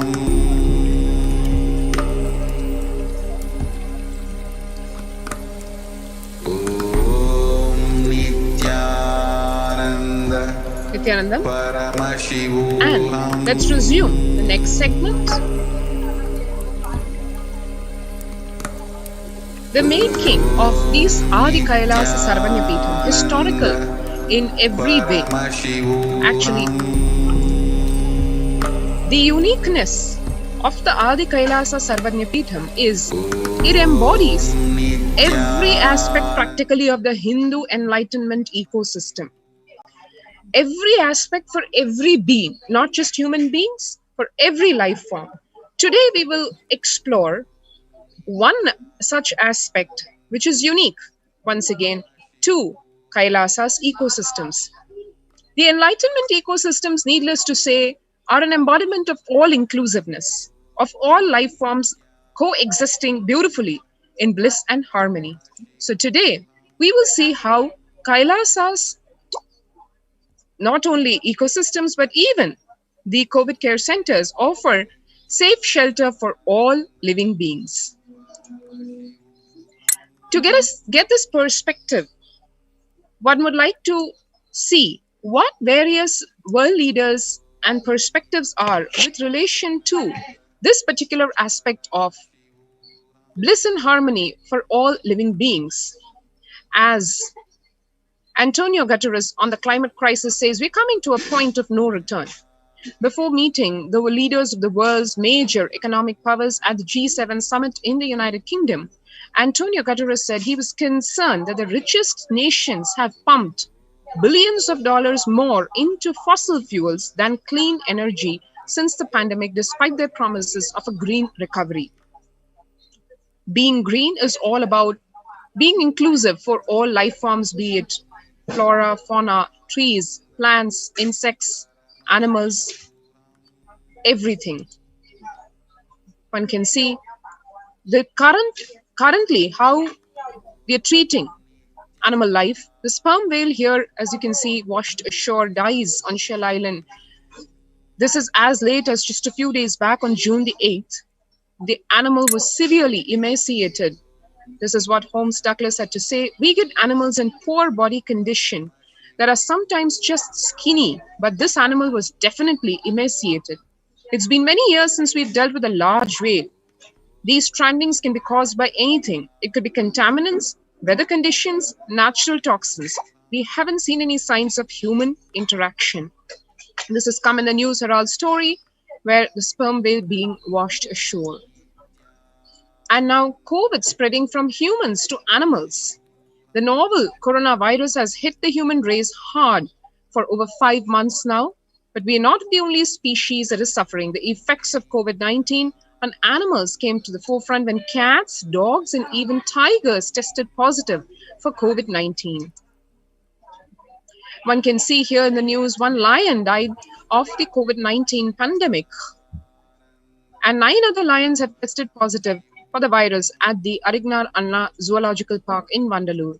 The zoo authorities on May 26th had said that 5 lions housed in the safari park area were reportedly showing anorexia, that is loss of appetite, and occasional coughing. This is again news from this month on 4th of June. One can see even elephants being victims of this COVID-19 pandemic after the lion's death. 1 lion died of COVID-19 and 9 other lions tested positive. And then about 21 tigers in a zoo in the eastern state of Jharkhand underwent virus tests last week after a 10-year-old tiger with a fever died. And the local media had to report this, that every life form, even literally the coronavirus spreading wildly, even among wildlife. Mink have been discovered to be highly susceptible to the SARS-CoV-2, and this is the 3rd Fraser Valley farm to be hit with COVID-19 outbreak since the start of the pandemic. This is what the news has to say in the Vancouver Sun News, where the local news about Vancouver is saying that it's the 3rd BC mink farm to deal with an outbreak since the start of the pandemic. The ministry says genetic analysis of samples from the first 2 farms showed that the workers and animals were infected with an identical or nearly identical virus strain. The strain detected in those cases had been circulating in people in BC, indicating COVID-19 spread from people to animals and the other way around, the ministry said in a categorical statement. In early November last year, more than 15 million mink farmed for their fur were culled in Denmark as they had caught COVID-19. So all the way across the Americas, Canada, Europe, Asia's, it's all out there.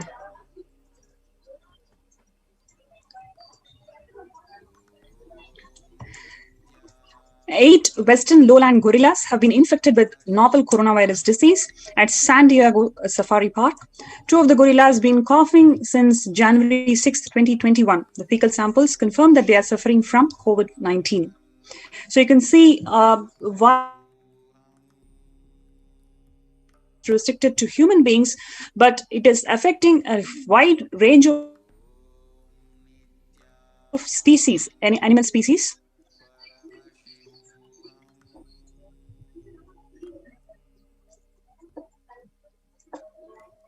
On 5th of April 2020, a 4-year-old Malayan tiger at New York City Zoo has been infected with COVID-2 second strain.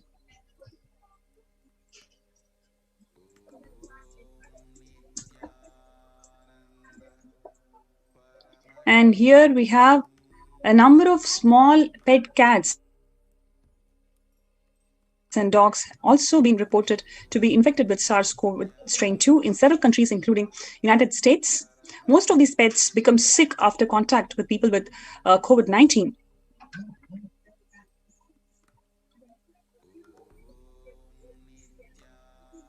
And not to mention, the world has not accounted the number of deaths, especially in this species, how many other living beings have been dead because of COVID-19. And here in South Africa, a puma, tigers in a Tennessee zoo, they have been tested positive for showing these signs of respiratory illness.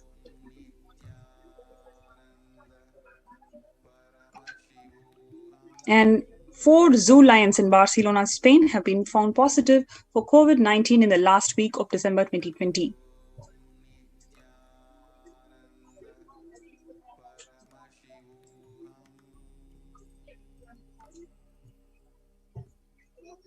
The risk of virus spreading from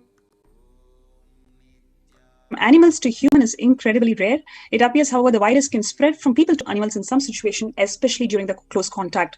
So in the cases of all the zoos, and it is mostly transmitted from the staff who are taking care of the animals, and from them it's been transmitted to these living beings.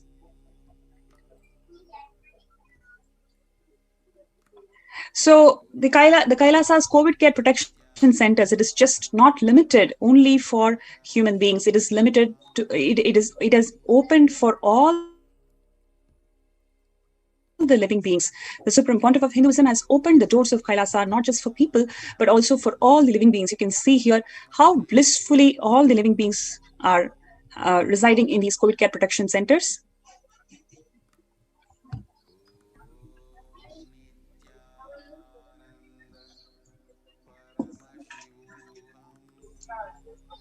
One can see here, this is just a few pictures from the COVID Care Protection Center's housing. Beautiful birds. The Kailasa's Department of Environment and Animals welcomed the first animal members of our COVID Protection Center who arrived as pets of the first batch of quarantined members. And the Supreme Pontiff of Hinduism has welcomed all beings at our campuses always and ensured the provision of sanctuary facilities for the pets and the animals who will be cared for in an extremely non-violent, absolutely non-violent and purely vegetarian lifestyle, even for these life forms. One can see here very pretty pictures of these birds and the life forms enjoying their food and stay at the COVID Care Center Protection Centers of Adi Kailasa. And the residents, the citizens of Adi Kailash also enjoying their blissful presence. The kids of the Nityananda Gurukul, the students playing and having a fun time with these animals, birds. One can see here like extremely even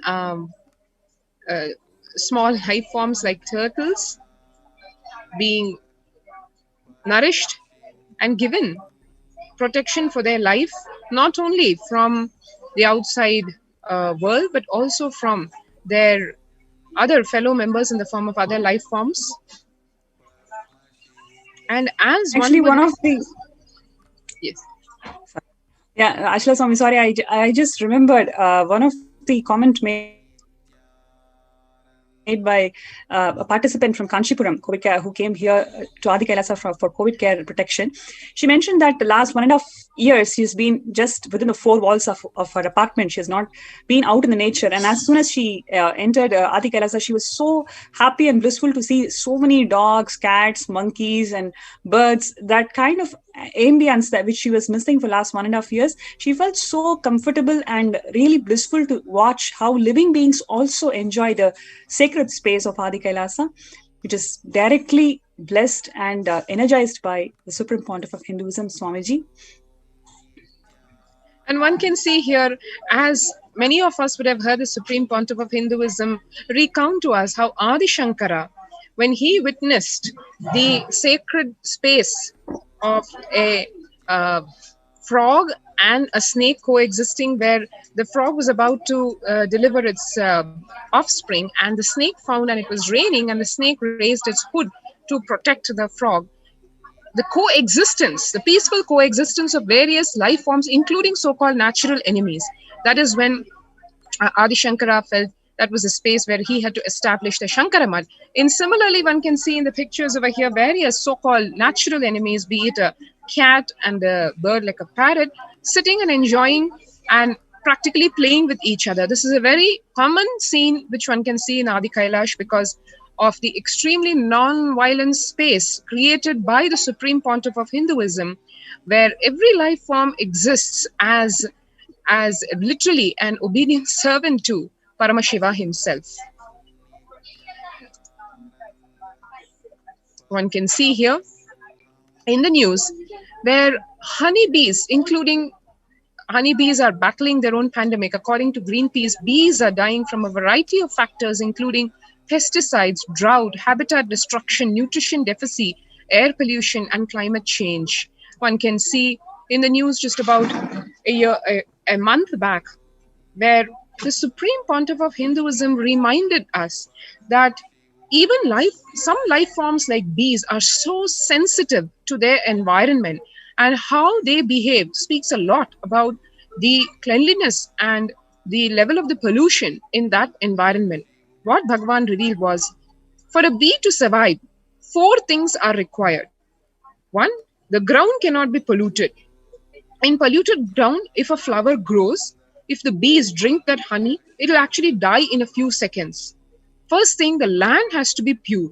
Second thing, from that land, the flowers which come up, they have to be pure, means the air has to be pure. Third, water source has to be pure. Only then the honey which comes in that water, in that flower, will be pure, so that bee can drink that honey, flourish, and build a honeycomb. Pollution also seems to have a direct correlation with the survival rates of bees, as we saw. Bees collected from moderate and highly polluted areas died within a day of collection. 80% of bees from these areas died within 24 hours, and all of them died within 1.5 days in the laboratory. So this is the way in which beings like bees are so fundamental for us to realize if bees can survive, it is a huge statement about the purity of the space, the air, the water, the ground. And needless to say, in Adi Kailasa ecosystem, the presence of bees and the honeycombs, huge honeycombs, is a very common sight, as we will see just in a few minutes. Similarly, sparrows have very sensitive lungs. If the air pollution level in that area is very pure, only then the sparrows will come and live there, survive there. If the sparrows are not living or chirping, that place, air pollution is not conducive for human lungs to breathe. Tons of articles are coming out in the modern day.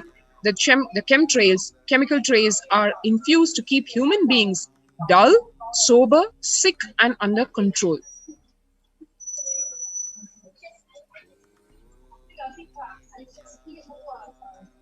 The Supreme Pontiff of Hinduism, way back in March of 2018, said, "You breathe only poisonous air, then what is the use? You live in a place where the sparrows cannot exist.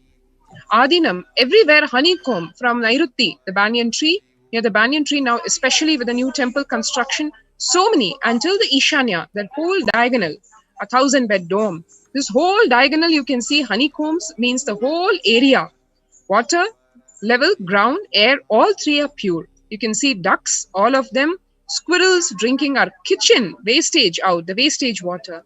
From our kitchen, the wastage water comes out. Early morning, you can see they will all be drinking. Cranes, doves, squirrels, all of them drink that water and survive and enjoy. That shows our whole kitchen is running in the organic level, which can be handled even by an animal's intestine. So one can see here an enormous number of sparrows coming and chirping in the wee hours of the morning. And then here you can see right above the 1,000-bed dome, which is part of our multi-layer quarantine, new hives being built in the 1,000-bed dome. Hives of all kinds, ranging from the big to the small, and all kinds of colors and shapes and sizes.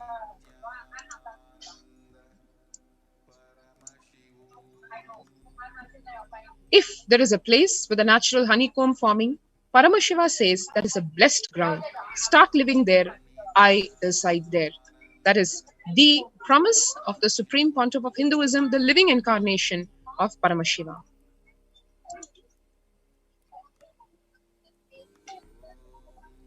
One can see here, Kailasa campuses are micromanaged directly by the Supreme Pontiff of Hinduism to revive this enlightenment ecosystem as defined by Paramashiva that keeps the environment in its best possible health and potential. One can see here, literally in the spaces around the Supreme Pontiff of Hinduism, you have various life forms coming and enjoying and coming for his blessed touch and the blessed space of Adi Kailasa. So that was one more reason why one should sign up for saving one's life, as Devi Parashakti revealed in the Akashic readings. The only purpose, so to speak, in this year, till the end of this year, is be alive. There is nothing else that can be achieved. There is nothing else that remains to be achieved. All that Devi said was, remain alive till the end of this year. Once you pass that year, then a whole new realm, a whole new consciousness opens up. Saving one's physical life from death in this critical period till the end of this year is what every human being should be focusing on. And how is the way to do that?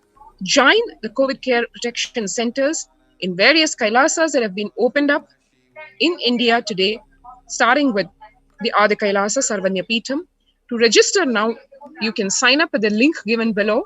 It will take a few minutes to sign up at kailasa.org/Kailasa-care. K-A-I-L. Please go ahead, sorry. The URL goes kailasa.org/ Kail single A SAKRCARE. Actually, there are a number of participants and viewers who are talking about the air in Adi Kailasa as something really special. Absolutely true. Like anybody who has entered this sacred space, they feel the very air is so different. It is so sacred and blissful. And talking about so many sparrows that Swamiji has fed and all these reminiscences. Thank you, Ma Durgananda, for bringing those memories beautifully across in the YouTube chat. Yes, so anybody, whoever wants to feel protected in this ongoing pandemic time, you are all welcome to register yourself through this COVID Care Protection Center. And please join and show your interest in kailasa.org/Kailasa Care.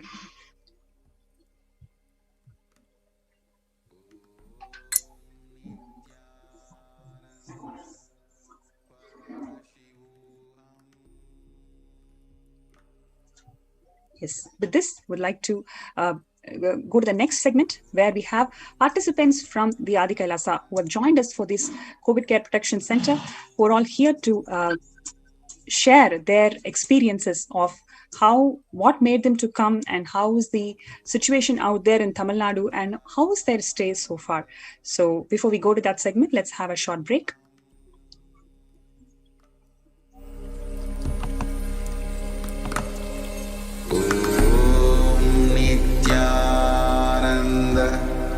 Paramashivoham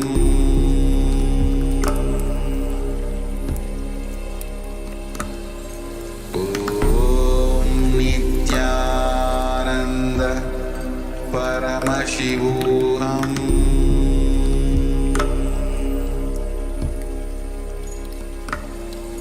Om Nityananda Paramashivoham Paramashivoham Om Nityananda Paramashivoham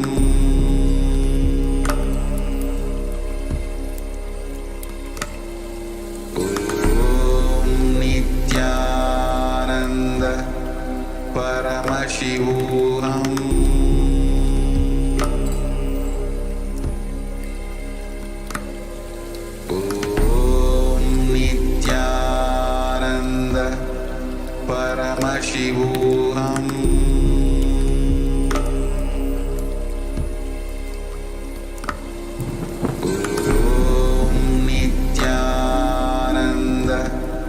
Paramashivoham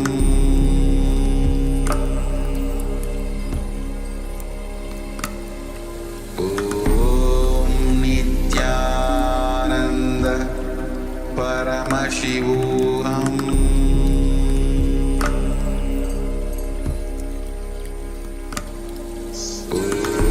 Nityananda, everyone.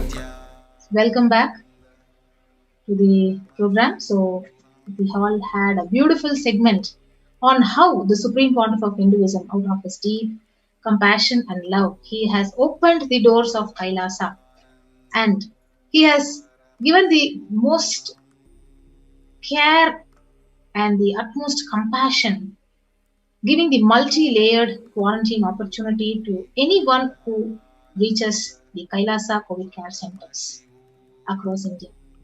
So today we have the disciples and devotees of the Supreme Pontiff of Hinduism who have reached the Adi Kailasa Sabarnapeetham and quarantined themselves and enjoying the ecosystem and ambience in the Adi Kailasa Sabarnapeetham. So let us listen to them.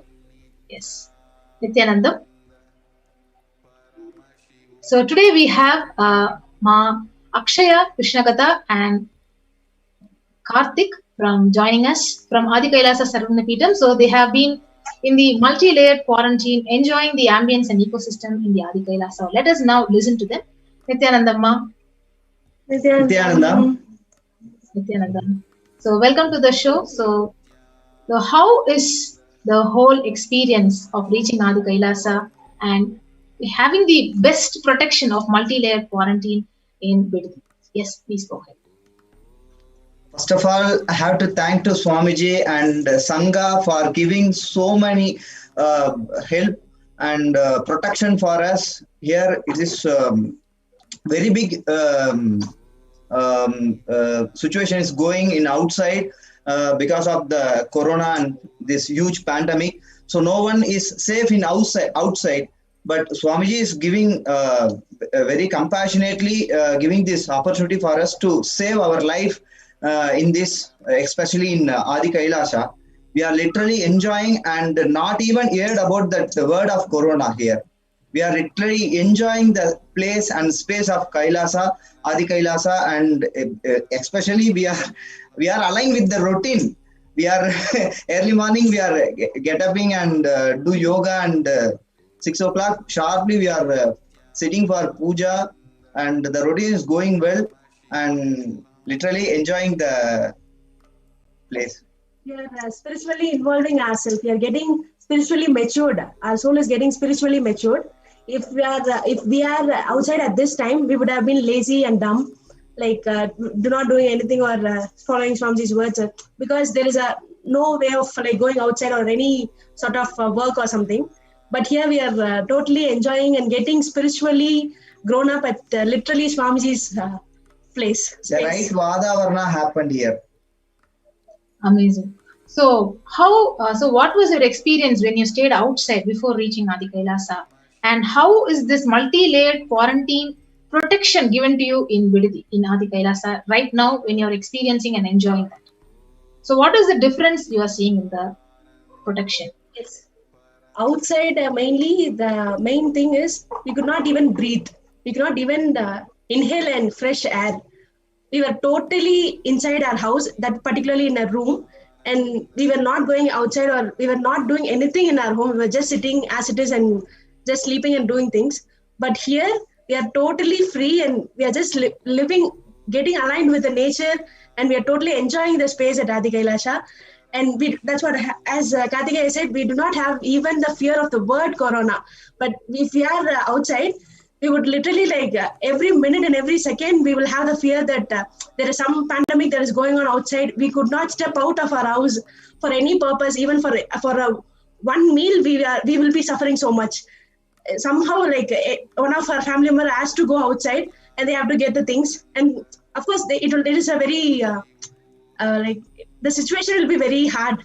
But here we are totally enjoying things, and we are literally multi-layered. For 15 days we were in quarantine, and now we are just living the space. Yes. And we are just enjoying the space outside. We are doing gardening, and main thing is we are not wearing mask, because outside we could not inhale a fresh air. We will be wearing the mask all the time, and if we are wearing the mask, we could not even breathe freely. It will be like so suffocated inside. But here we are really free, and we are outside. If we are meeting some new person, we are not seeing that person. We are thinking that hey, corona is coming near. You could have that space here. So that here we are seeing everyone is a Sivagana and enjoying others. The Sangha people are really taking care. It cannot be imagined. So too many of caring here. So cannot express in words that Swamiji giving that experience. Yes, amazing. So there were so many obstacles, like when you, as you said, there is only single layer quarantine and home quarantine, which is not much safer to travel around. Even if you are at home, you are at the highest risk of getting the COVID-19 pandemic affecting you. But what made you exactly take this decision to come and reach Adi Kailasa and have this multi-layered quarantine protection for this COVID-19 especially? Actually, my father-in-law and message Swamiji in that YouTube that Swamiji is kidding and giving command like Odia, come on. We don't have much time. We come as early as possible. So we just took the decision in a day, within a few hours, and we didn't even think of we should go later or in a few days we will be going to Adi Kailasa. We just took a decision immediately that we should be there in Adi Kailasa, and we just packed everything and came. It was like Actually, in Tamil Nadu, that time was full lockdown on Sunday, every Sunday. Swamiji given that command on Saturday morning. After that morning, see, if the government is releasing that lockdown, they have to announce one day before, right? But in that Saturday, after Swamiji's command, immediately afternoon only, that government is announcing that today, that Saturday and Sunday is removing all the lockdown, and people can move. People can freely travel. So after that, from Monday onwards, they are fully locked down. So that announcement has came in the news. So immediately we took action and went for the corona test and get that negative test report on the Sunday afternoon. And we started at 4 o'clock on Sunday, and we reached here at 12 o'clock midnight. So it was a sudden decision, immediate decision that we should not drag Swamiji's words. We just took a decision and just came. The moment we took that decision, we have to move.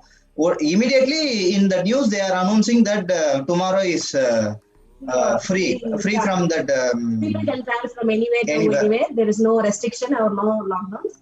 So it was like when they can say yes to Swamiji, and he just cleared all our obstacles, and we just came. And one more miracle happened during that Karnataka border, that enter.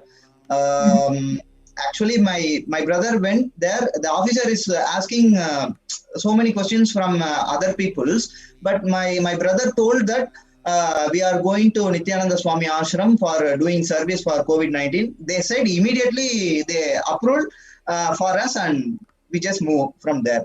But others are not allowed. The people front of my brother and back of my brother, they are not allowed. But my brother got permission, and immediately he moved from there. Exactly. So if you see, when you take a decision to make Guru work happen, so how Swamiji says, I just rush towards you thousandfold, manyfold times before even you just put one step. So you just need to just decide. So as you see, like a lot of viewers are watching this program. So what would you want to tell the viewers about the importance of reaching Adi Kailasa and to take this multi-layered quarantine as a definitive protection for your life itself? So what would you want to share with the viewers? See, apart from the corona, we have right Vadavarana here. Apart from corona, we have right Vadavarana. This 6 month, this time duration, we have to build our yogic body, Vedic mind. See, the Bhagavad Gita class is going on there. So it is not possible for us if we are in our home, it is not possible. We are not sitting. We don't have time. If we have time, we are, because of the laziness or tiredness, we are not spending mind for learning this kind of things. But here we have so much of time, not doing anything other than the spiritual routine. So we are in the right Vadavarana. Because of that Vadavarana, we are automatically involved in that learning that Samaskrita and chanting Bhagavad Gita and involving in puja, learning puja and doing yoga, everything. So the main thing is, like Swamiji said, this year we should be alive first. Only if you are alive, then we can do anything. Like if I am asking some people to come here, devotees itself, we are asking, they're saying they have their job or any sort of reasons. But the first thing, as Swamiji said, we should be alive. Only if we are alive, we can do anything.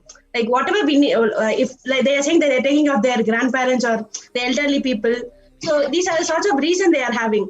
But the main thing is, only if they are alive, they can even take care of their parents or grandparents. So that one reason itself is enough for mainly coming to Adi Kailasa.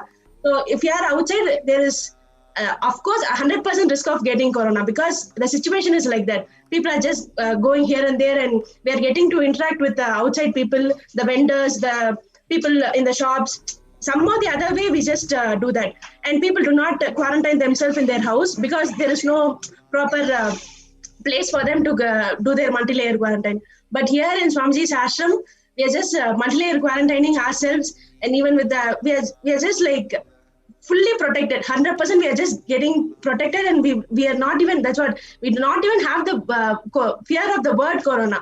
We're just living freely. And main thing is that we should be alive. As Swamiji said, the death should not be so cheaper that we should die in a disease. It should be as an enlightened royal thing. So for that reason itself, for just being alive, we can just come to Adi Kailasa immediately. That is the only thing I just wanted to share. Exactly. So when I see both of you like smiling and having a bubbly face, so when the whole world in this COVID pandemic is actually literally afraid to even open the windows to breathe fresh air, like how Swamiji has created a beautiful ambience where we literally even forget, when Kartikaya was sharing, we literally even forget about keeping ourselves alive. Instead, we think about yogic body, Vedic mind, and how to expand our consciousness. That is the compassion and love of the Supreme Portal of Hinduism, where we literally forget what is happening in the outside world, and we have been completely protected by Paramashiva and Parashakti. Yes. So, what do you want to share more with the viewers about what are the various levels of protection you're receiving, like in terms of Ayurvedic kashayams, in terms of COVID protection care which is given to you, and the organic food that is given to you? So, can you elaborate more on that? Yes, we are having a Siddha doctor near with us. So he is doing lots of that kashayams and all herbal teas every day morning after yoga. In between that puja, he making that 11 types of herbals. It is nearby. It is not even we are purchasing from outside. In our own campus, everything is growing. So he go and he went and collect everything. 11 items he collected and make tea, herbal tea, and give all of us. We are taking every day that herbal teas and that kasayam and stream. Yeah, that we are taking that stream every day. And Wow. So, yes, ma'am, go ahead. 11 items in one meal. We are just having 11 varieties of items. Organic, everything is organic, and everything is being sanitized and then given to us. And we are like literally enjoying here. Accommodation, everything, like we are being in we have more than comfortable compared to my home. We are having more comfortable compared to my home. Here we are very comfortable stay. Wow, amazing. So thank you so much, Ma Akshaya and Kartikeya, for coming and sharing your experiences of how you're enjoying the experience in Adi Kailasa Sadhana. Yes. So with that, so thank you everyone. So we just had a beautiful sharing from our devotees from Chennai. So how literally when the whole world is facing death in lakhs every day, you forget about that, and you're just protected in the multi-layered level, and you're given the utmost care with immune boosters, with all the protective aids, and even if you have any milder symptoms, you have the best medical care that is offered with organic food, and literally just you sleeping on the lap of Parashakti and enjoying her presence in Adi Kailasa. So with that, we come to the end of this segment, and we'll be moving on to the next segment of power manifestation. So let us gather back for the next segment of power manifestation. So thank you everyone. Nityanandam.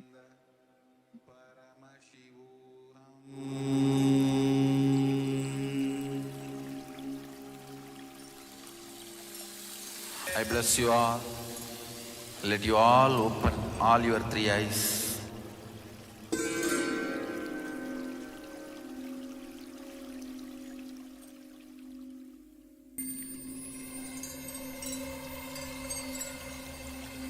I welcome you all.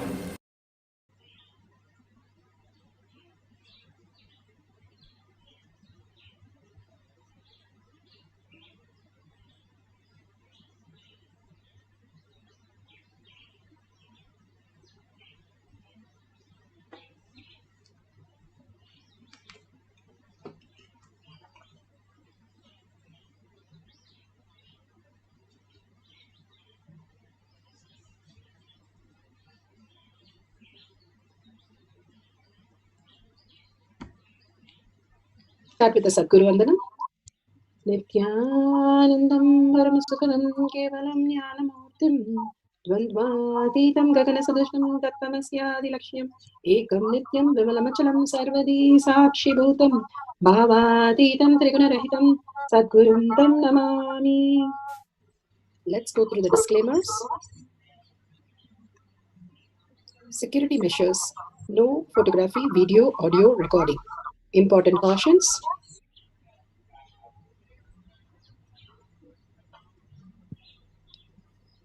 Please be aware of the important cautions.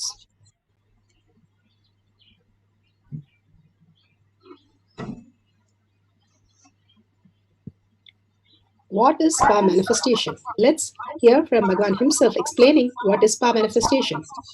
All the 25 states of consciousness, when they happen in you, due to your chemicals and hormones ups and downs, it is powerlessness. When it happens in you, out of your free will and consciousness, it is powerfulness. That's all. When you fall into sleep, it is powerlessness. When you enter into sleep, it is powerfulness. When you fall into dream, it is powerlessness. When you decide to dream, it is powerfulness. So I have added the ultimate powerfulness, Turiyatita, in your whole being and doing. Manifest all the powers. Understand, power manifestation is nothing but cognitive shift. It is not work. It is cognitive shift. Understand? It is just cognitive shift. It's not work. Work is a 4-letter word. Power manifestation is cognitive shift. Playing with life. Playing with being alive. Static matter, dynamic activity, strategic existence. All these three has no boundary. You are one with it. You are alive in everything. Everything listens to you. Everything decides as you want. Power manifestation is cognitive shift, raising your frequency, not work.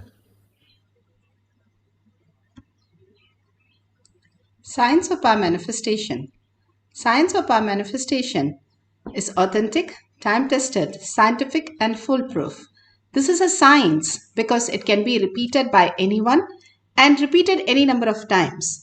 And the evidences for the science, the evidences from the scriptures, the Shastra Pramana, the eternal unchangeable truth revealed in the source scriptures, the Vedas and the Agamas.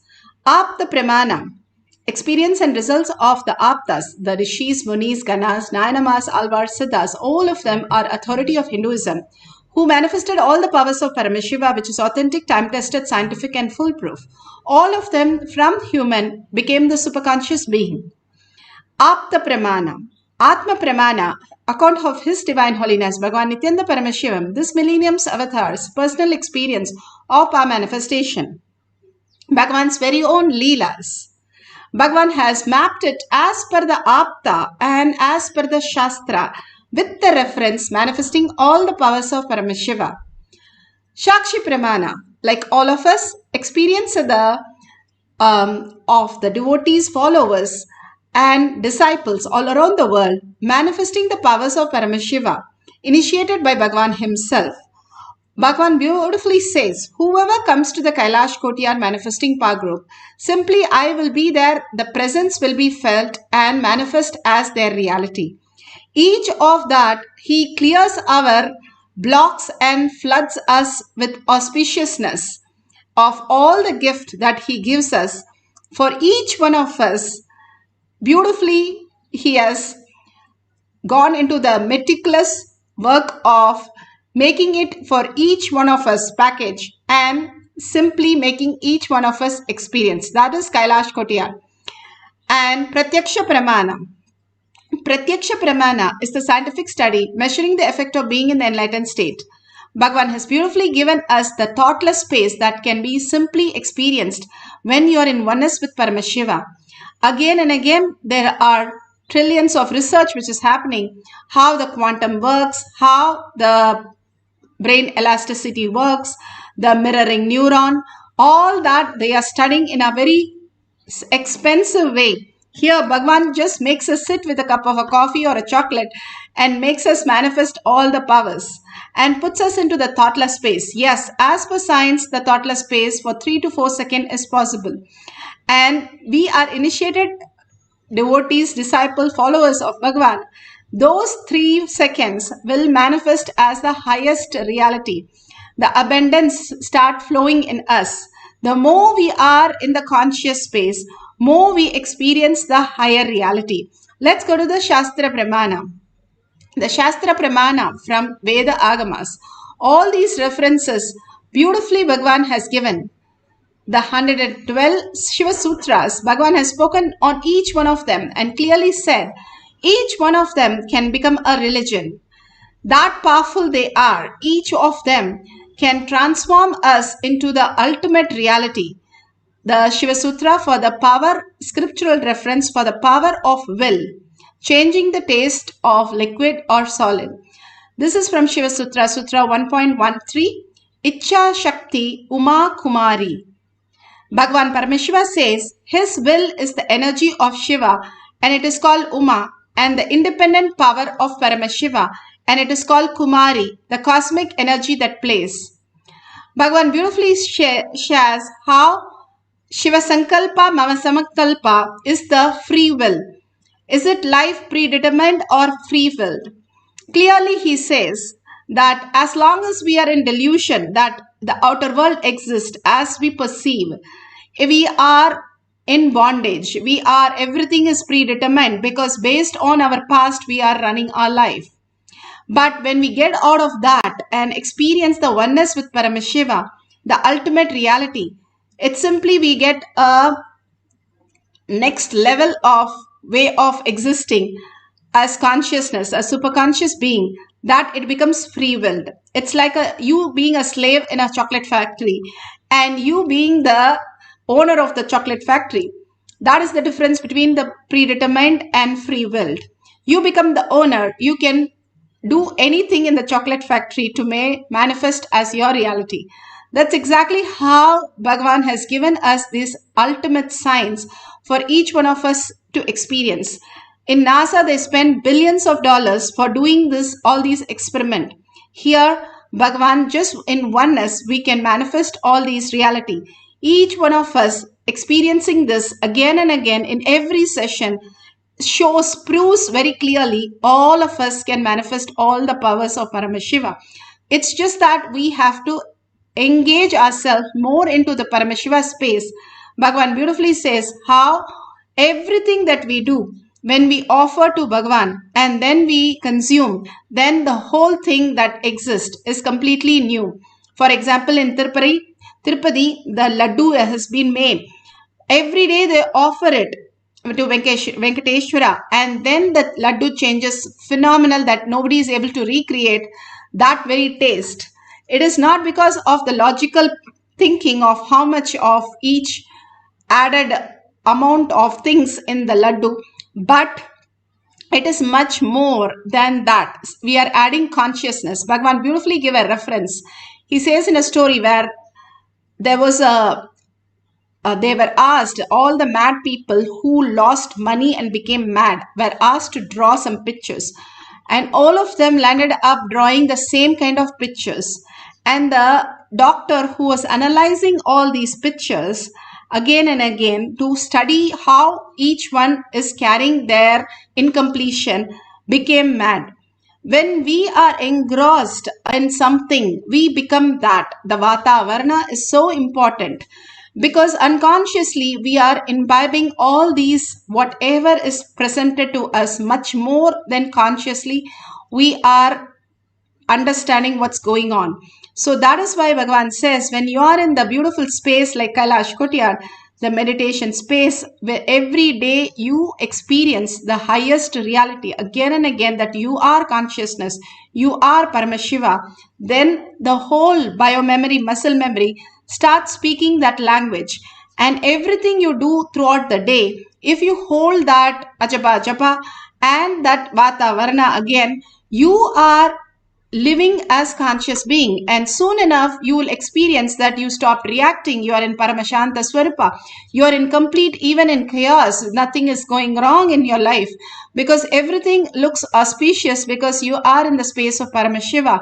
More and more you will start seeing the changes happening around you, in spite of the chaos which is going through, that we are going through, and nothing other touches us. And also auspicious and abundance start flowing in us, because of the space that we are now in is complete the restful awareness. The auspiciousness happens when we have the cognitive shift. Cognitive shift, that outer world that we understand, what we understand as outer world, is not the way we perceive the truth. The truth is the quantum space, the Paramashiva space, that nothing can be lost. Bhagavan clearly says we cannot be violated, that nothing can be added to or removed from infinity. Then it is not infinity. If we are infinity, then I cannot be less than that anytime. If we have that beautiful space of oneness, we understand the higher reality, all the fear and greed just drops, and we understand that beautiful space of oneness matters the most.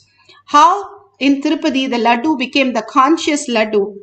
In Shivacharya says in the Agama that even if you drink, offer it to Lord and then start taking it. Beautifully, all these truth really become our own self. Whatever you eat, food is your body. And if you offer everything to Paramashiva and take it, what are you taking? You're taking only consciousness. And more consciousness, the Paramashiva space that you are in, you become that. You become the owner. You become free-willed. It's like you can now manifest whatever you want as your reality, as Paramashiva simply makes it happen. Let's go to Apta Pramana. The power of will is so powerful that you can go beyond all the Panchabhuta. Here, there was a huge storm. This is from Sai Charitra. This is chapter 11. Baba, they all ran to Baba because there was so much of thunderstorm, so much of flooding, and they could not do anything in the village. So many things. You can see how Baba manifested the higher reality.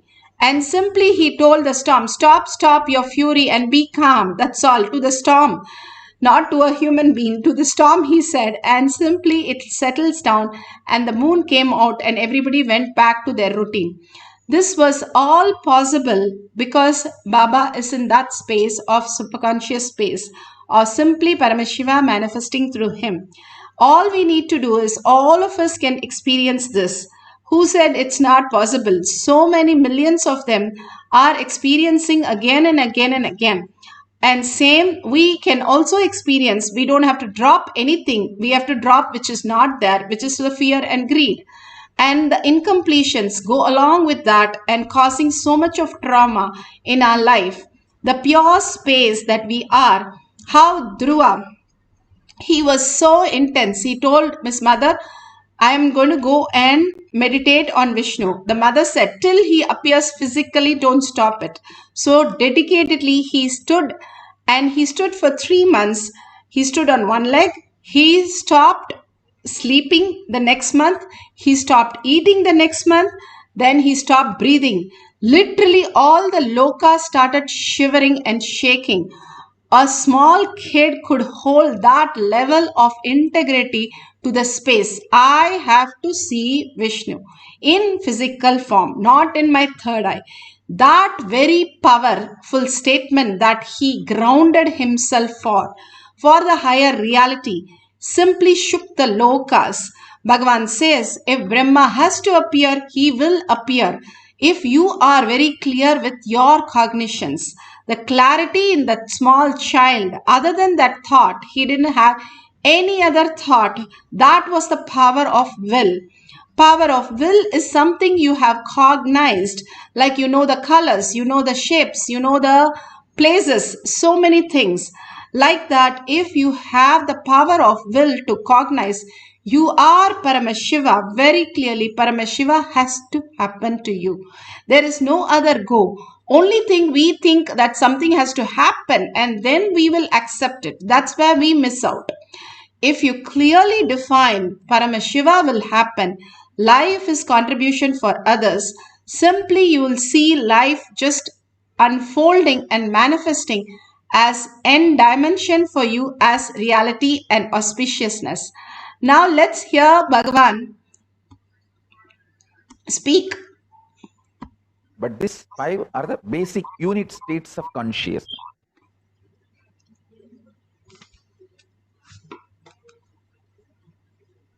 Your concept of life, death, sex, wealth, purpose of life, goal of life, methodology of life, everything changes based on the state you start celebrating your existence. If you celebrate the dream state of you as the best way of existence, then more and more you will get addicted to pornography, drugs, this delusion inducing lifestyle. You will get more and more addicted to delusion inducing products, goods, services, pornography and drugs. Don't think it's a coincidence that both of them are always together. It's not coincidence. Both of them are dream inducing. Both of them induce the same kind of taste and state in you. That's why the drugs and porn are very closely associated. The state you enjoy decides. The state you enjoy decides the products, the lifestyle, the purpose, the goal, all this you are going to entertain, engage in your life. Person who enjoys his dream state or deep sleep state can never tolerate neem juice or castor oil. If you start enjoying neem juice and castor oil every day, your body will never let you waste your life in dream state or deep sleep state. You will have deep sleep, the number of hours you need to keep yourself healthy. Maybe maximum 2 or 3 hours only deep sleep you need. Another 2-3 hours dream state you need to keep yourself healthy. Cope up with the reality and all 5 states of consciousness. If you take regularly these few herbs, adimaduram, malic acid, castor oil, neem juice, you don't even need 3-4 hours of dream state. I tell you.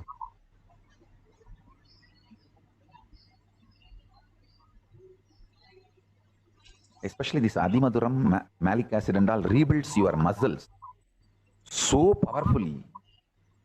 Your nervous system will be so alive.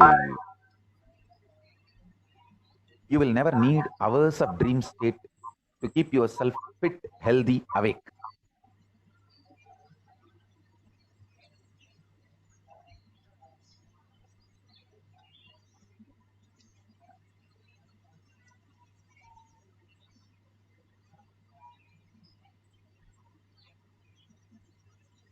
I insist at least all my disciples to add these few items in your food directly or indirectly. Even if you can't take neem juice, you are feeling, take neem tablets. The neem tablets are available, very organic neem tablets are available all over the world. Take 2 tablets. That is okay. That is enough. You will see that the quality of your consciousness starts raising. Understand, the food is directly responsible for the quality of your consciousness.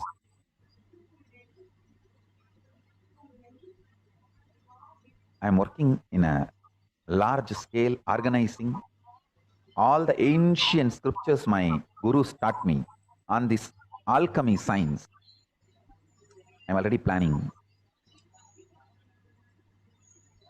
Hindus have a great thing to contribute to the humanity.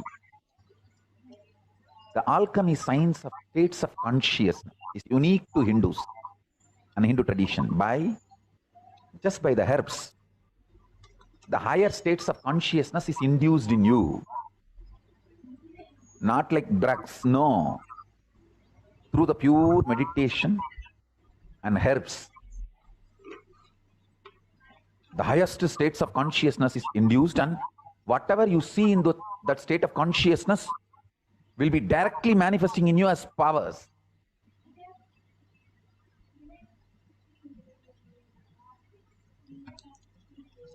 So beautiful. Yes, Bhagwan has beautifully given, and you can also see how Vishwamitra, he created Trishanku a Loka. The king Trishanku wanted to go to Svargaloka with his body and nobody accepted him. And so he created just by the power of will.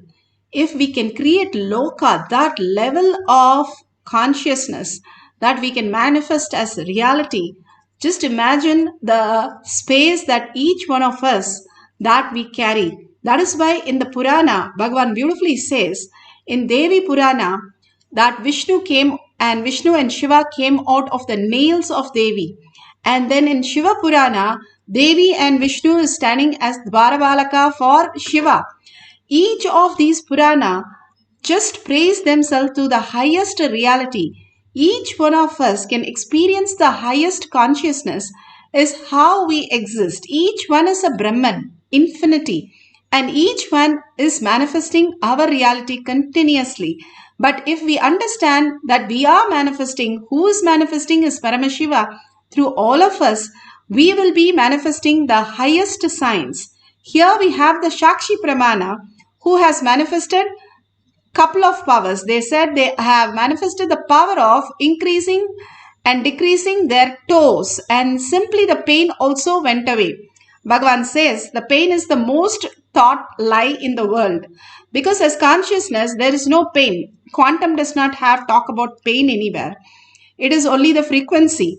So where is the pain coming in? Because we think we are the body and consciously we are not thought that pain is a lie to focus where is the pain. Bhagavan says wherever the presence is, pain cannot exist. If you sit and focus where the pain is in your body, where it is paining, simply the pain disappears. And you keep doing this again and again, you master the pain. Like Balasans, they master the pain. Many of the Balasans have had fracture, not one or two. And simply they do not experience pain. Same way they are, Dira and Maria is explaining that they changed the water. First it became bitter and then sweet. For Maria, it was sweet both the times in both the cycles.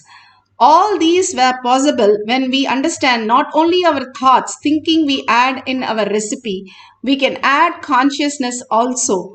And when we add consciousness more and more, it becomes blissful food. So let's go to the instruction to manifest the power of will, the most beautiful space that we can experience. And really we can see it in reality. This is one of the beautiful power that Bhagavan has given, where we can experience it with our senses. How your eyes, your nose and your experiences all can experience that there is a consciousness which is manifested as powers. And it is not matter. A dead body is also a matter which has five senses. The minute the person is dead, can we pour a juice and ask them to experience anything? Nothing happens. There is something which even the five senses experience is the consciousness. If we understand more and more the higher science, there is something more, we'll get curious about it. We don't have to define anything, but just get curious about it. That is enough for us to get into the higher space. Now let's go to the guidelines. if you have the camera ready, please set the camera with the timestamp. These are extraordinary moments that you cannot record. NASA spends billions of dollars to record all these things.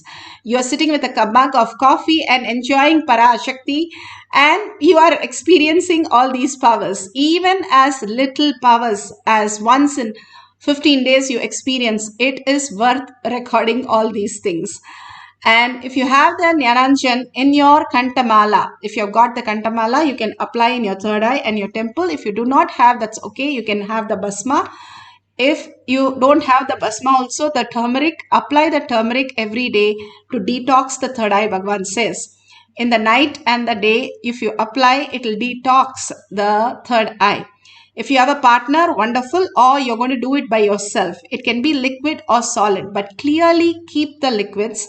Taste it a couple of times and take strong ones, like you can take cardamom, you can take coffee or tea, you can have different things kept, and please write what you want it to change, or a plain glass of water.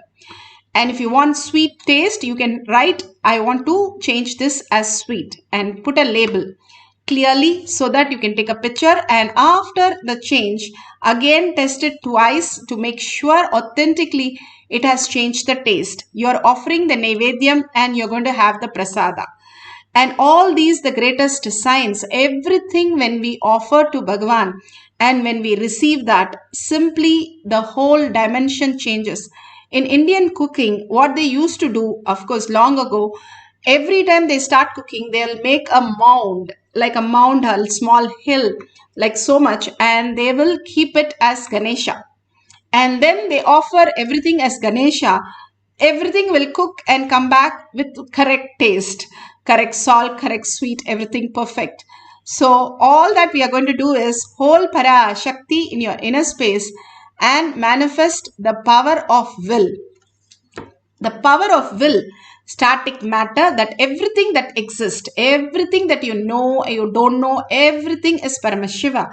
Strategic exists, the dynamic activity that happens is the Devi, Parashakti, constant vibration happening as reality. The third, the strategic existence, the power of will, how you decided to walk, talk. Whoever decides whatever in their life, they master that, they become the best in that. Here, Bhagavan is holding that powerful space. Yes, Bhagavan is residing in me and he will manifest whenever I ask. You are $1 trillion child. Be very clear, if you are in Kailash Courtyard, you are blessed. Blessed to be in that space of meditative space and be in the Paramashanta Swarupa space and not have any of the reactions that is going on, because you are the chosen one, Bhagavan says. Unless we are the chosen one, we can't come here for hearing these words. We would have switched off long back saying, oh no, I don't want to do all these things. But we are here and we understand our brain is able to catch something more than logic. Be very clear, Bhagavan says, go do an Anga Pradakshina and go round yourself and thank Bhagavan and thank yourself for creating that space for you. Now let's sit straight, head, neck and spine in a straight line. Bring Paramashiva, Parashakti, the deep meditative space that Bhagavan has given this beautiful space for all of us. And he says in Kailash Courtyard, I myself will be present, and you can feel the presence of Bhagavan, Parashakti. Hold yourself with the 25 heads of Devi. Yes, you has 25 heads and 75 hands and 50 hands and 75 eyes. Drop your cell phone. After that, you can hold your cell phone with the hands.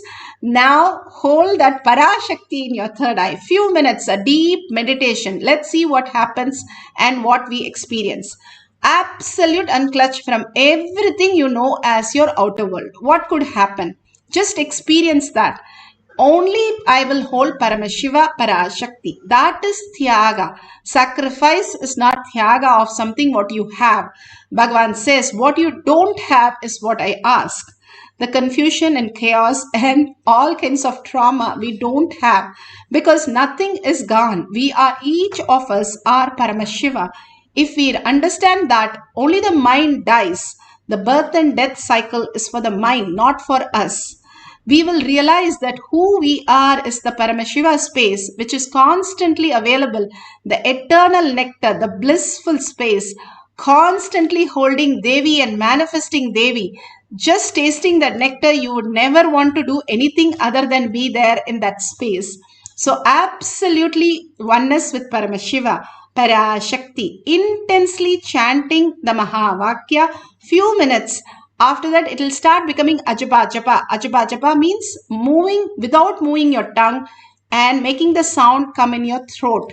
We have so many outer world tunes, but now let's hold the Om mantra or any other Mahavakya, Shivaya Namah, Om Namah Shivaya, whatever Bhagavan has initiated you. When mantra becomes Mahavakya, you merge into the mantra. That is the speciality of Mahavakya, Bhagavan says. So beautifully, let's entangle with Bhagavan, who is in quantum space, the Paramashiva space. Chant the Mahavakya, hold the oneness and see what happens to the prasada. Let's start chanting the Mahavakya. If you have any questions or anything experience, please post it in your Facebook or YouTube. And let's start chanting the Mahavakya. Om Nityananda Paramashivam. Om Nityananda Paramashivam. Om Nityananda Paramashivam. Om Nityananda Paramashivam. Om Nityananda Paramashivam. Om Nityananda Paramashivam.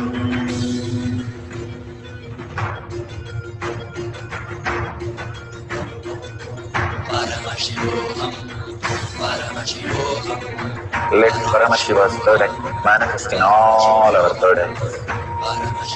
Let the Amrita pour, let the Varni open up, manifest in all of us.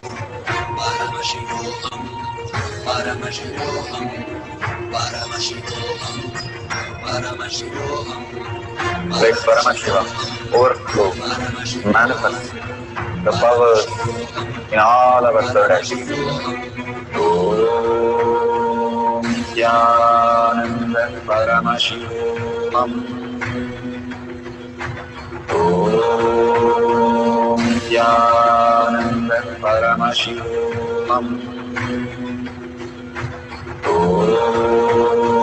Nityananda Paramashivam. Om Nityananda Paramashivam. Om Nityananda Paramashivam. Om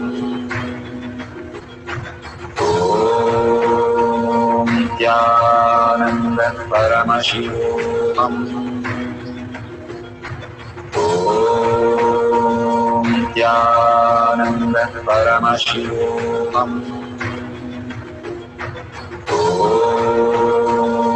Nityananda Paramashivam. Om Nityananda Paramashivam. Om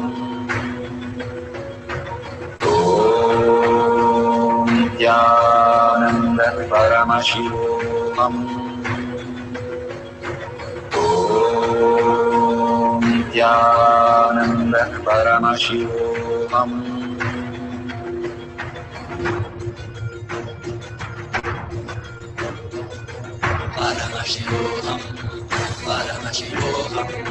Let Paramashiva's third eye manifest in all our third eyes.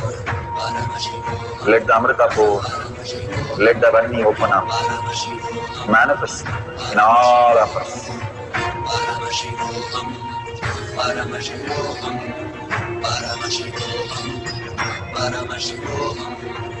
Let Paramashiva overflow, manifest the powers in all our third eyes. Nityananda Paramashivam. Om Nityananda Paramashivam. Om Nityananda Paramashivam. Om Nityananda Paramashivam. Om Nityananda Paramashivam. Om Nityananda Paramashivam. Om Nityananda Paramashivam. Om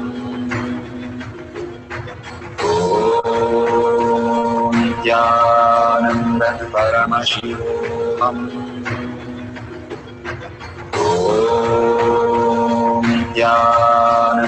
Paramashivam. Om Nityananda Paramashivam. Om Nityananda Paramashivam. Om Nityananda Paramashivam. Om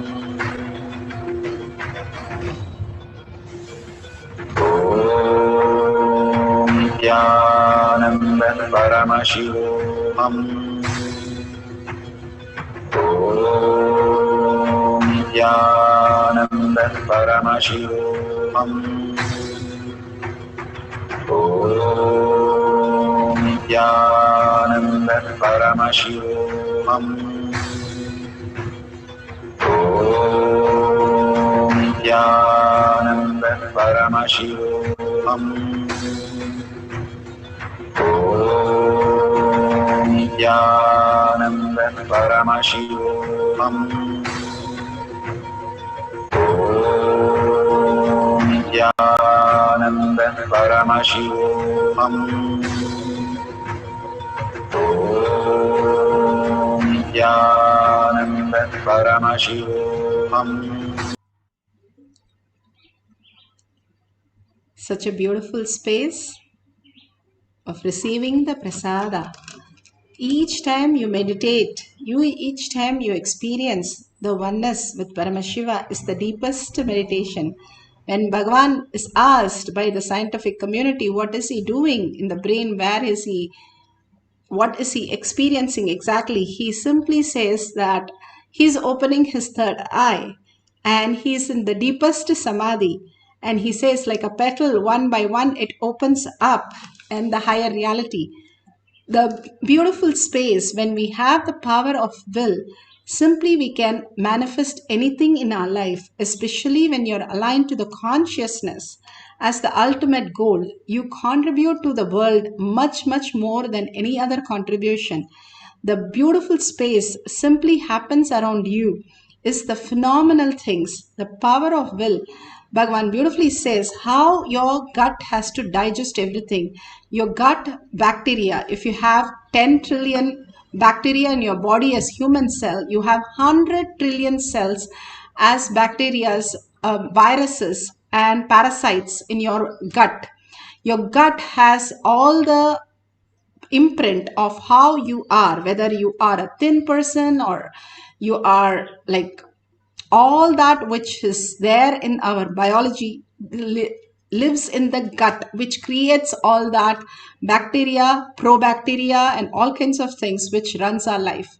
Detoxing our body again and again simply makes us manifest a highest power.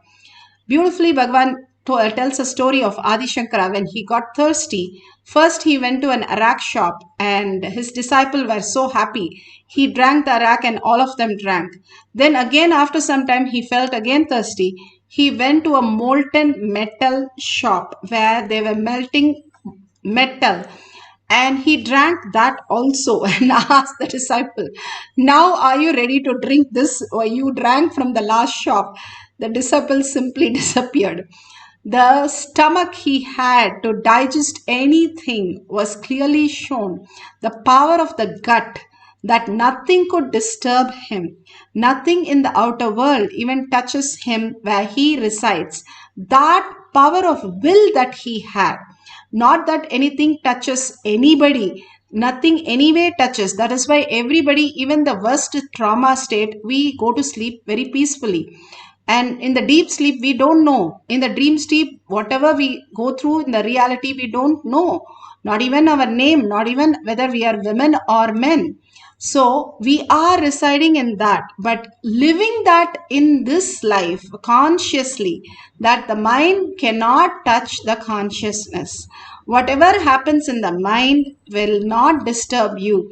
That power of the will to hold that. I am Paramashiva. Nothing touches Paramashiva.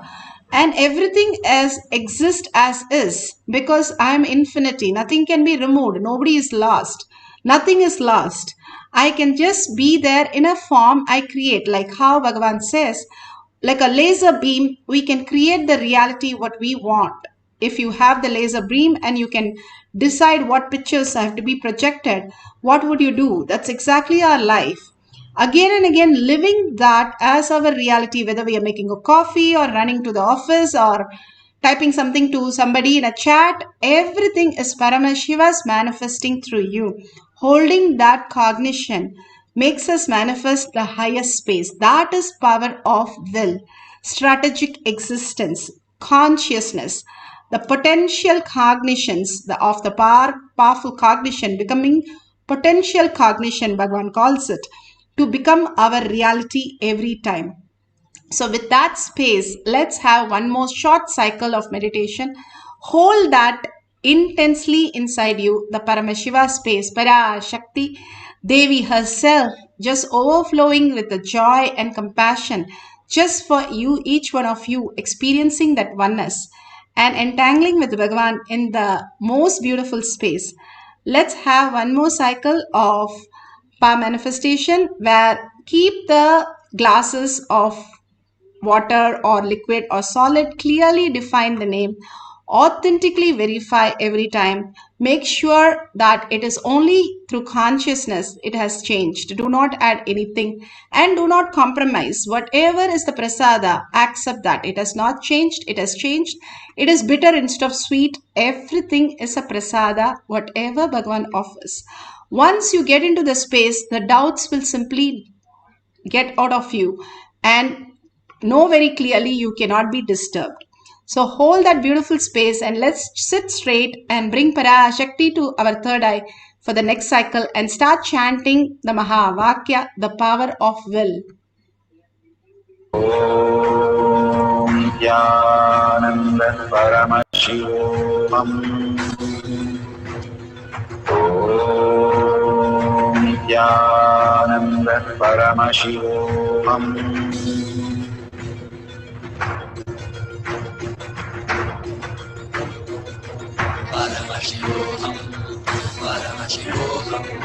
Let Paramashiva's third eye manifest in all our third eyes. Let the Amrita pour, let the Varni open up.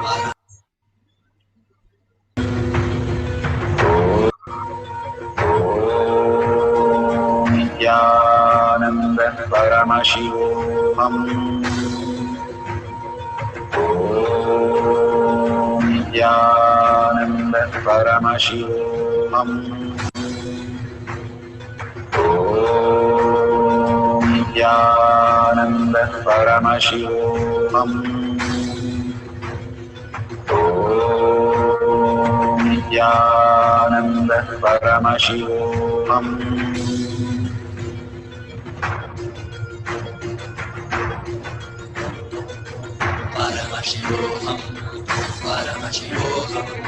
Let Paramashiva's third eye manifest in all our third eyes. Let the Amrita pour, let the Varni open up, manifest in all of us.